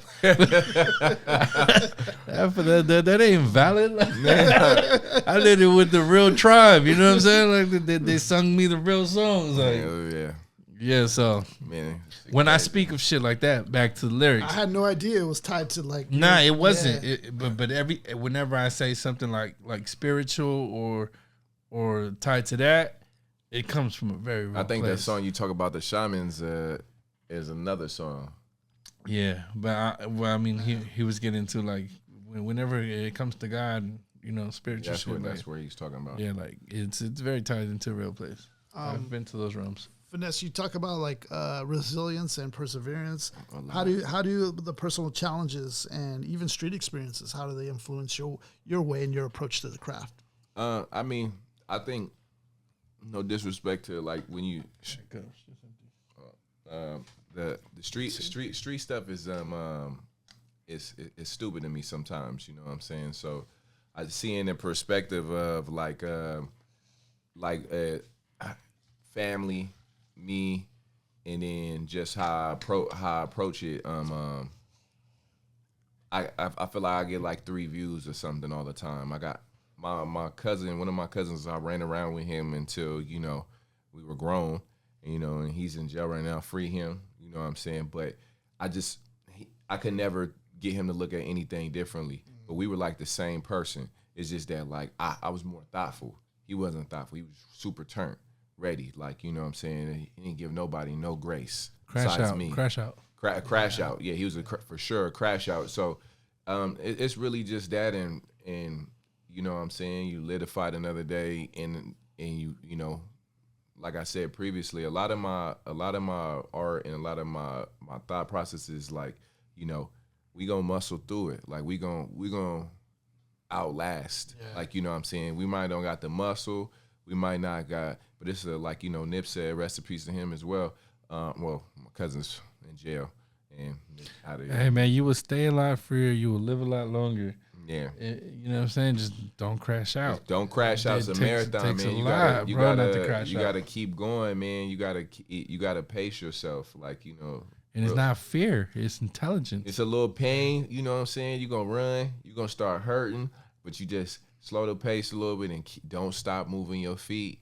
You gonna get to where you need to go, and that's kind of like how I be about all this shit. Like, you know what I'm saying? Everything. I was even the music and outside of the music. Like, you know, the music ain't going nowhere because it's there. I'm always going to be able to flap my gums. You know what I'm saying? I'm always going to be tapped in.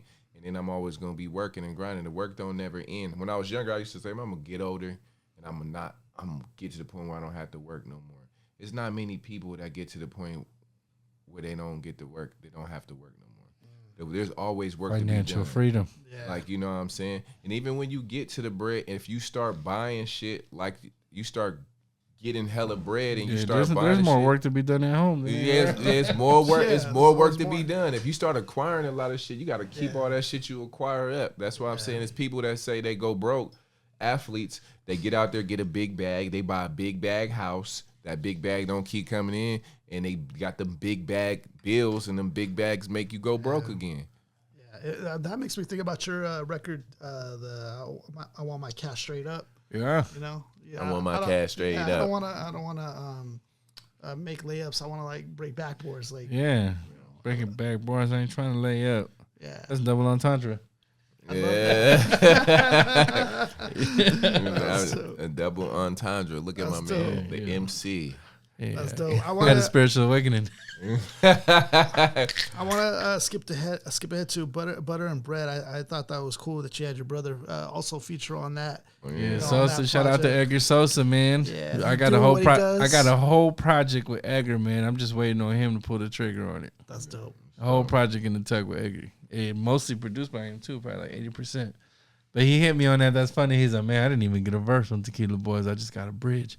I didn't even get a hook. It was just a bridge. He got the hook on there on butter and bread, and then he got That was it. That was it, yeah. And then we put the homie who rapped, but he hasn't rapped in long. He came out of retirement for that. Yeah, that Riggins to do a verse. Damn, my homie Residue Riggins. He from Pasadena. How'd you get him to get on him? That's Finesse best friend. That's my homie.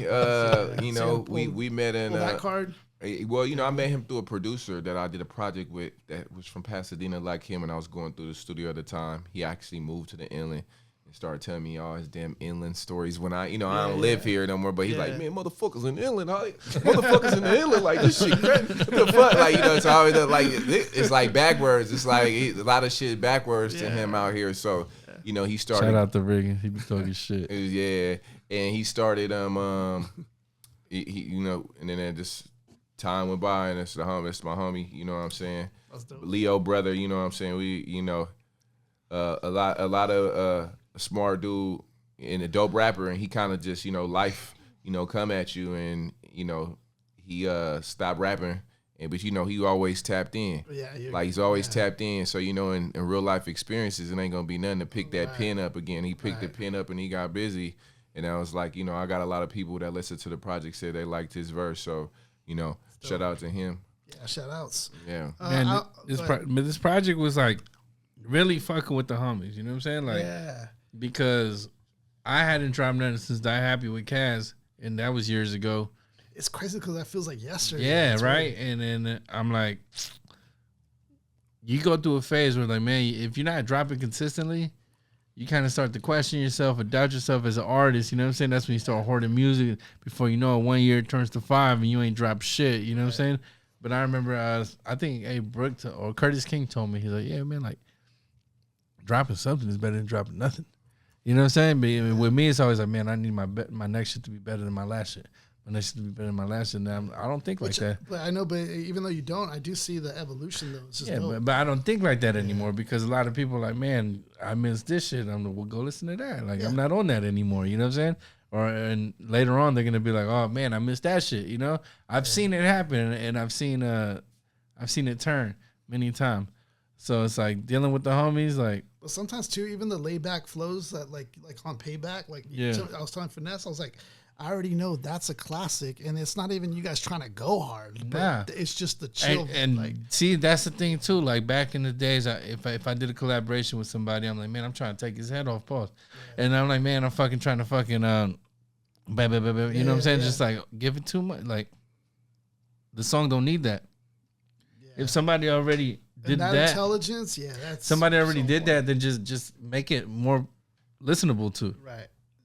Make it a better song. Yeah, you know, there's certain things I feel like I mean, because we're being interviewed, I'm telling you these things, but I don't never, anybody that ever gets on a record with me, unless it's somebody that I look at him like a little homie or something, I didn't know exactly what, I got a little cousin that he's a dope rapper. Nothing against, but he's dope at what he does. He's in competition mode all the time. And then like he talk about rappers a lot, and I just was like, yo, I'm not in that mode. I'm in the mode of like creating soundscapes, records, like some dope, something here, and I'm like, they gonna ask about that record, and I'm gonna talk to you about what was going on when I made it. Like, oh man, I just seen Celphi. I had a rough day when niggas went to the store, cracked a bottle of this. It's lifestyle. It's lifestyle rap. You know what I'm saying? Lifestyle rap, yeah. Like even to the point where like it was so about the homies and like just having a good time, because first of all, if it ain't fun, I don't want to fuck with it. Once it starts becoming like, damn, like this shit is something I have to do. Like I don't have to do this shit at all. I love doing this shit. That's why I do it when I do it. You know? So when like the song with Triz and cool. And Cassius and Fix, like I'm not even on it. I don't even have a verse on that song. I had a verse. He doesn't have a verse on the song either. He's just on the hook. I just on the hook. So it's just three of the homies rapping on that shit. So this is a studio session. I think the last session we had. And then Cassius had just done like 3 hooks back to back to back. I'm like, bro, you want to get a verse off? He's all, fuck it, I'm already in here. So we played the beat. I called Castro to shoot the video for us, and he brings Triz.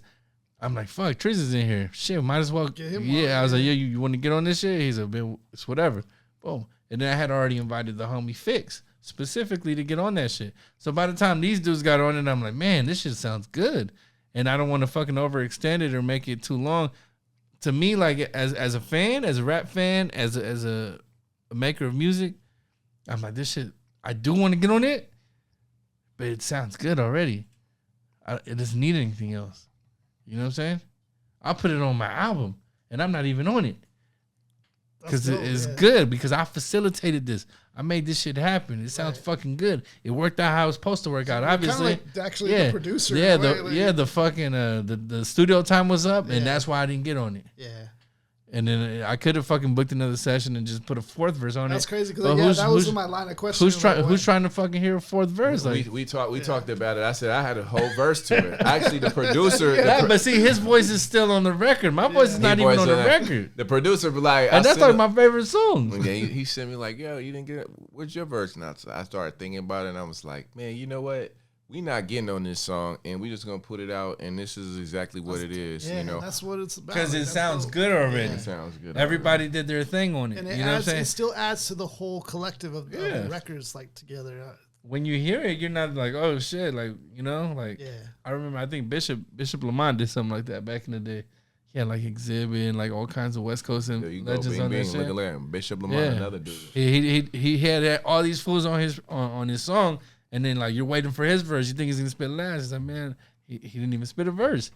Like, he just pulled the juice card to have all these fools on it. You know what I'm saying? Yeah, I mean, I think I even thought about, like, you know, going forward with the Tequila Boys stuff, like, making it, because it is like it's a fellowship amongst homies. Like, we do this all the time. Now that we getting older, I be with the homies. We might pop up at his house, grill, cook. Like, this is part of life. We always gonna kick it. We always gonna. This shit ain't gonna stop. This shit ain't gonna stop. So, like, it's a lifestyle. It's a lifestyle. So, you know, knowing just, you might see that more. You might see it even more. You might see him get on something with two other dudes on the record. You might see me. You might see, like, you know, because, you know, honestly, Cash is a tequila boy, man. He pulled Snaz a tequila boy. He wanted to be a tequila boy too. Shout out to Snaz. You a tequila boy, my guy. Man, my homie Riggins a tequila boy. We you know. We really be sipping and, you know, fellowshipping and you know what I'm saying, just, you know, living life and these experiences with our loved ones, man, and that's really what it's about. And then we you know, we're giving you that in art form, you know what I'm saying, on records and music. It's cool because you guys also have a track from the Flatliners too. I thought was also how did that come about? Like getting one from him. Man, you know what's crazy is that I had the beats forever. So when I was looking for beats, and I was just like, damn. And I started going through my homie Bone beats. And I was like, these motherfuckers so aggressive. I was like, what do this shit is like? You have a Dilla song, and then you got a motherfucking Jeezy trap record. I was like, man, I just need something that fits in that lane. They kind of. He was trying to bring it to the boom bap. I'm telling you. Yeah, so I was like, when he had the record, and it had another one that I liked too. He sent me like a little pack, and then he'll tell you that pack is probably like 6-7 years old. That I pulled that from, and then what I did is I kind of like looked them up and made sure they didn't rap on that beat. I looked at it, I was like, oh, I didn't hear this beat, and I had it kind of, and I was like, I told him, he's like, man, I like that, and then we just got busy. After I heard the beat, I was like, who made this? He's on the Flatline. The Flatline's from Rialto.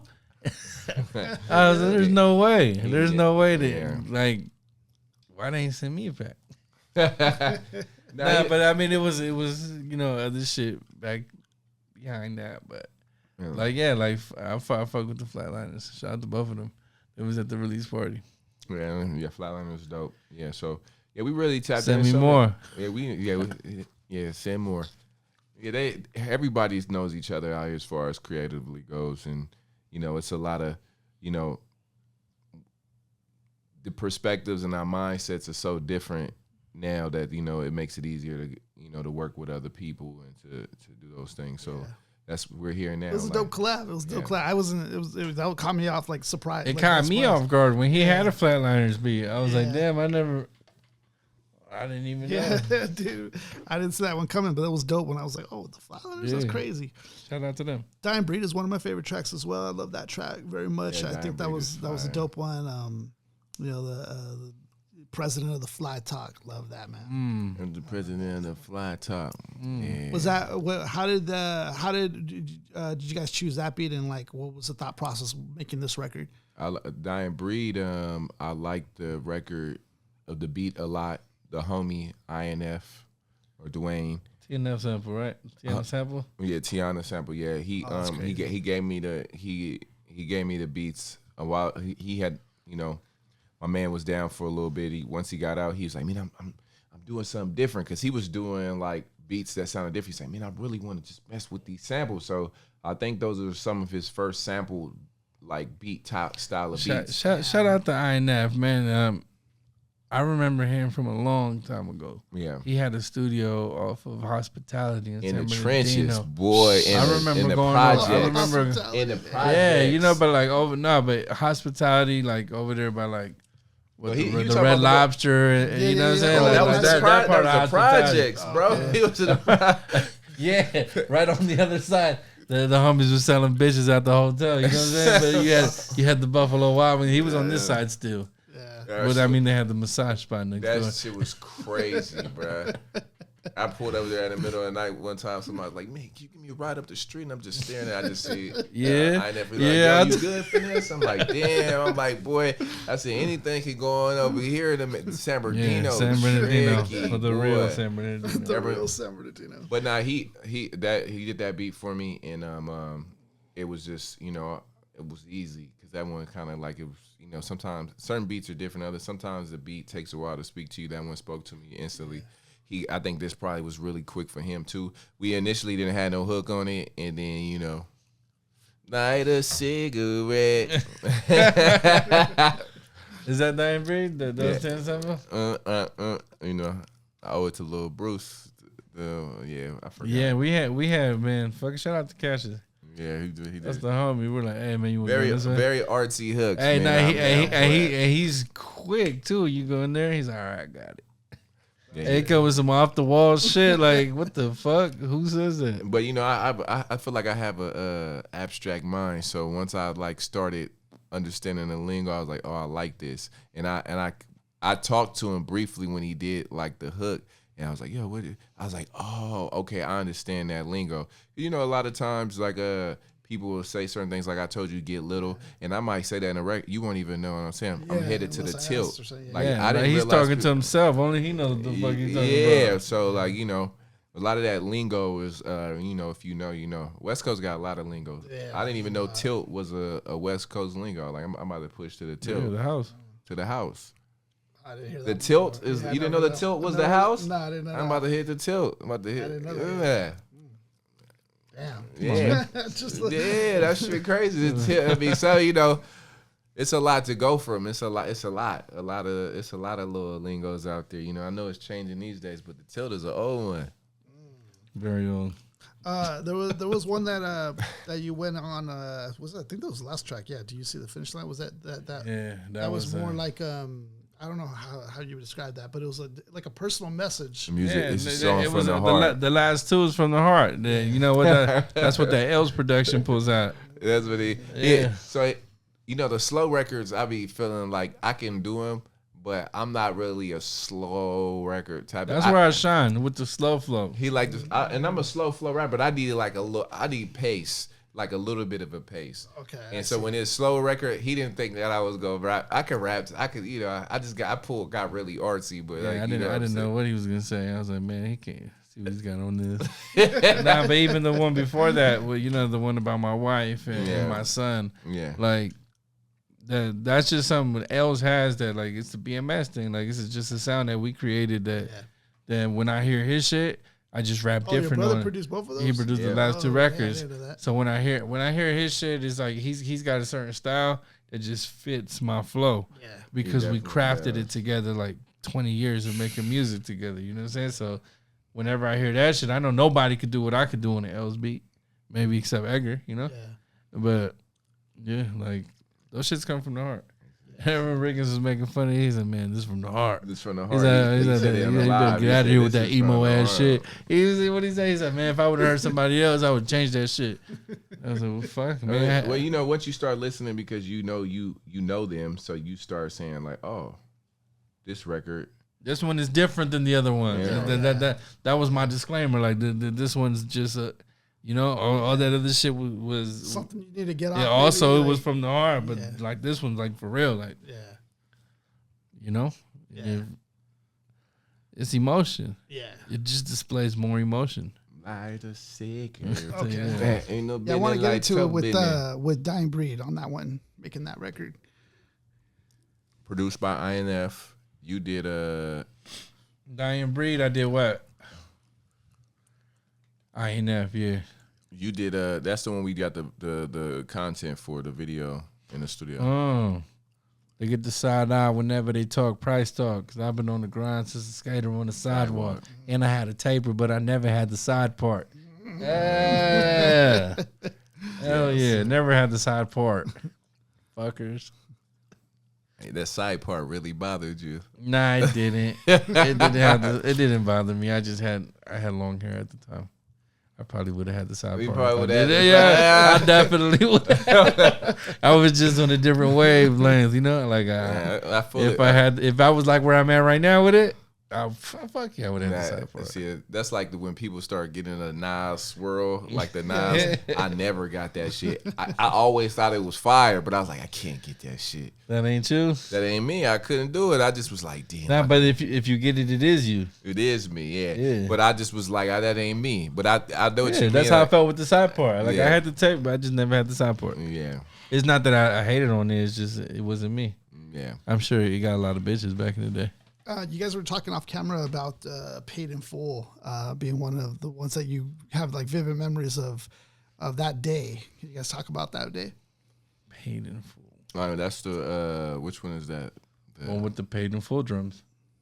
I'm from the bilingual trio voted most likely to keep it real. Hard days, hard to run in the better of my daughter's face. Yeah, man. To be honest with you, man, it's just that shit is man, that one was fire. I love that record. I wrote that verse. Cass sent me, cause like I said, Cass sent me beat packs, and then Words of Encouragement was the name of the beat. Encouragement was the name of the beat. And so I had that written, like, you know what I'm saying. When I go off on like a writing, when I get inspired, I go off boom boom boom.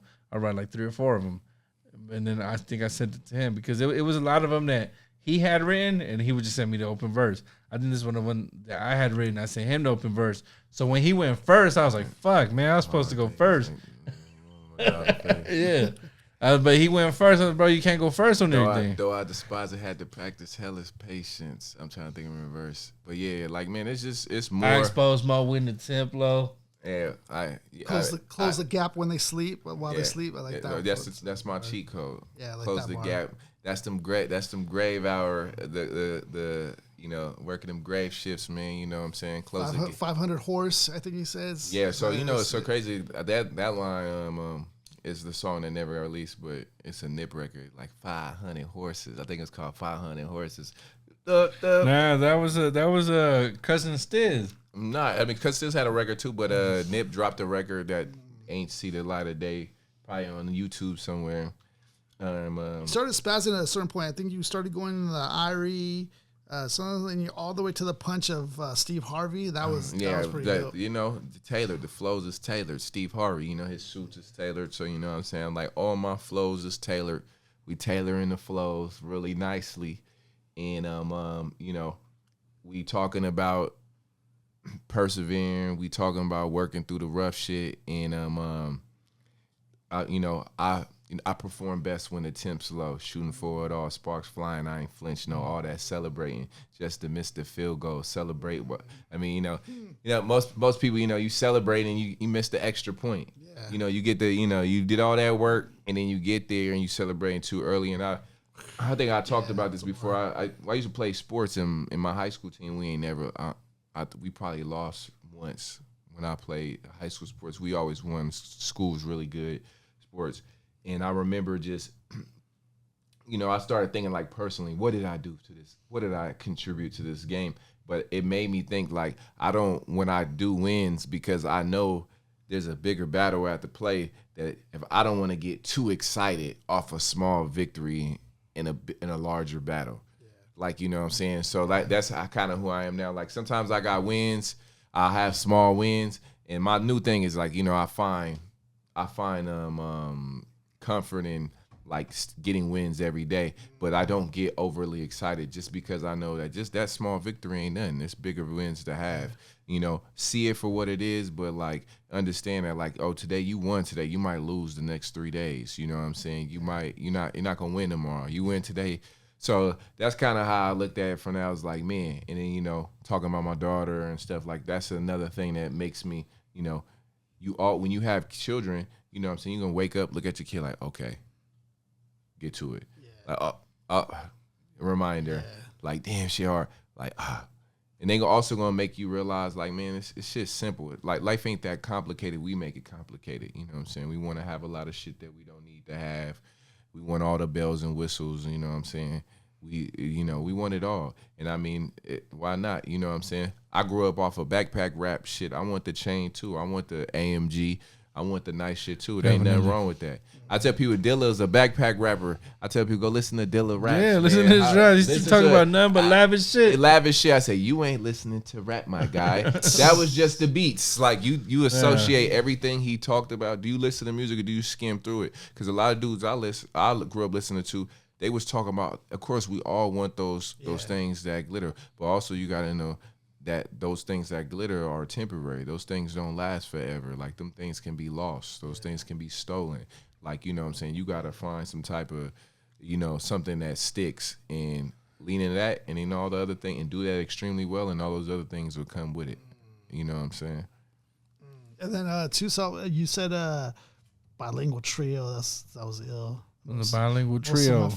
Most likely to keep it real. I love that one. Most likely to keep it real. Brothers funny. Making songs. And BMS. With my tios.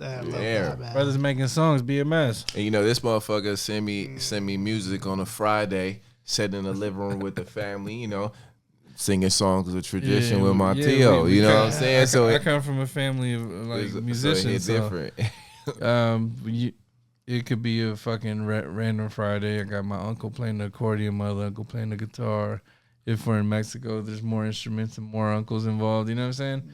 So the brothers making songs. I didn't realize that shit's on older because BMS has always had several acronyms. You know, Beautiful Music Society, Brothers Making Songs. And it's like, damn, they were BMS before us. You know? They've been doing music together. So it's just the tradition of my ideas. I'm from the bilingual trio, voted most likely to keep it real. Brothers making songs. I like the punchline too when you would see me from 100 feet like a centipede. That was crazy. Mm-hmm. I like that punch right there. That was dope. Live by the code of Omerta. I like the Genovese. I ain't just talking, bitch. I'll die behind these similes. Yeah. That's how strongly you believe in what you feel, what you say. Yeah, look at him. He said, damn, motherfuckers, I feel seen. Now, well. I feel seen. Well, it's true. It's true, man. It's true. It's dope, man. I like that you. Because when you talk about your family, like, what did I say? I said the bilingual trio that involves my brothers. The tradition of my tios that involves my uncles. Right. You know what I'm saying? Like, I'm talking about my family. So, when you talk about family, like, it's life or death. Man, we got the Tequila Boys. Make sure you guys are checking out the album. Yeah, Reposado, a Tequila Boys album, man. Yeah. It's dope, man. And it's really been an honor to share this time with you guys and to talk about the music. I think it's fire, and I'm throw it in your rotation, man. I'm hoping that, like, you know, we get to hear some more out of this, because I feel like I believe in it. You know, I believe in Thank you. I love the idea, and I love the packaging that you guys put together. Like, a lot of thought and a lot of art has went into this project, and I'm trying to elevate. Amazing. We're trying to elevate the art. We're trying to expand. We're trying to do that, and I think that's the things that's going to stick today. So when younger artists come out, I think, like, just building something and sharing with people. Like, you know, you go to an art gallery, you take that piece of art home, you're like, man, you know, you're gonna look at that art, you're gonna see the homie name, you probably gonna check and see where homie at in life, because you really fuck with that piece of art. And that's kind of how I look at this music right now is, you know, I'm going to give you a shirt. That's my favorite shirt, Tequila Boys. All these boys is you know, we a part of the agave spirits, you know what I'm saying? That's my favorite spirit, you know, and that to partake in. So, and that's where partaking in that together has built our brotherhood. So, you know, it's only right, you know. It's something spiritual about it. Yeah, Tequila Boys. I feel like it's in my DNA. Yeah, it is in your DNA. You know, like did I tell you guys about the one time I went to Tulum and I turned into a jaguar? Nah, you didn't. I'll tell you next time for that. Some white boy from Vegas snuck shrooms out there, and he know I had blow on me. And then I get up from, you know, I was in the bed with my girl. I go take a piss, and then like I'm staying like this jungle suite, so like there's like monkeys flying around and shit. Yeah. And then I look down at my feet when I'm taking a piss, and then they turn into like jaguar, but like I became like a jaguar man. You know what I'm saying? And I was like, yeah. It's definitely the shrooms, but like there was something else behind it too. Like I had just left the pyramids. You know what I'm saying? I was in Chichen Itza. Chichen Itza. Oh man, I was consumed. I was consumed by the spirits. Yeah. Hey, don't try this at home. Don't try this at home. That's Celphi next solo. I'm just kidding. None of that happened. Peace to the Tequila Boys for joining us. Finesse, the great, Celphi, the Mexican Mufasa. Yeah. Man, it's been a pleasure to have you guys on. Of course, you guys already know what to do. Run it up. Yeah. What you got to do is buy theirs shit. Buy my shit. Buy my shit. Yes, indeed. So check them out. And remember that we're dropping episodes every Monday, sometimes Thursday. So be on the lookout for the next drop. Tequila Boys, man. Thank you guys for joining us tonight. Thank you, brother. Thank you, brother, man. Yes, sir. Everybody else, peace. Peace. That's hip hop. Watching a lot of Animal Planet. Very good.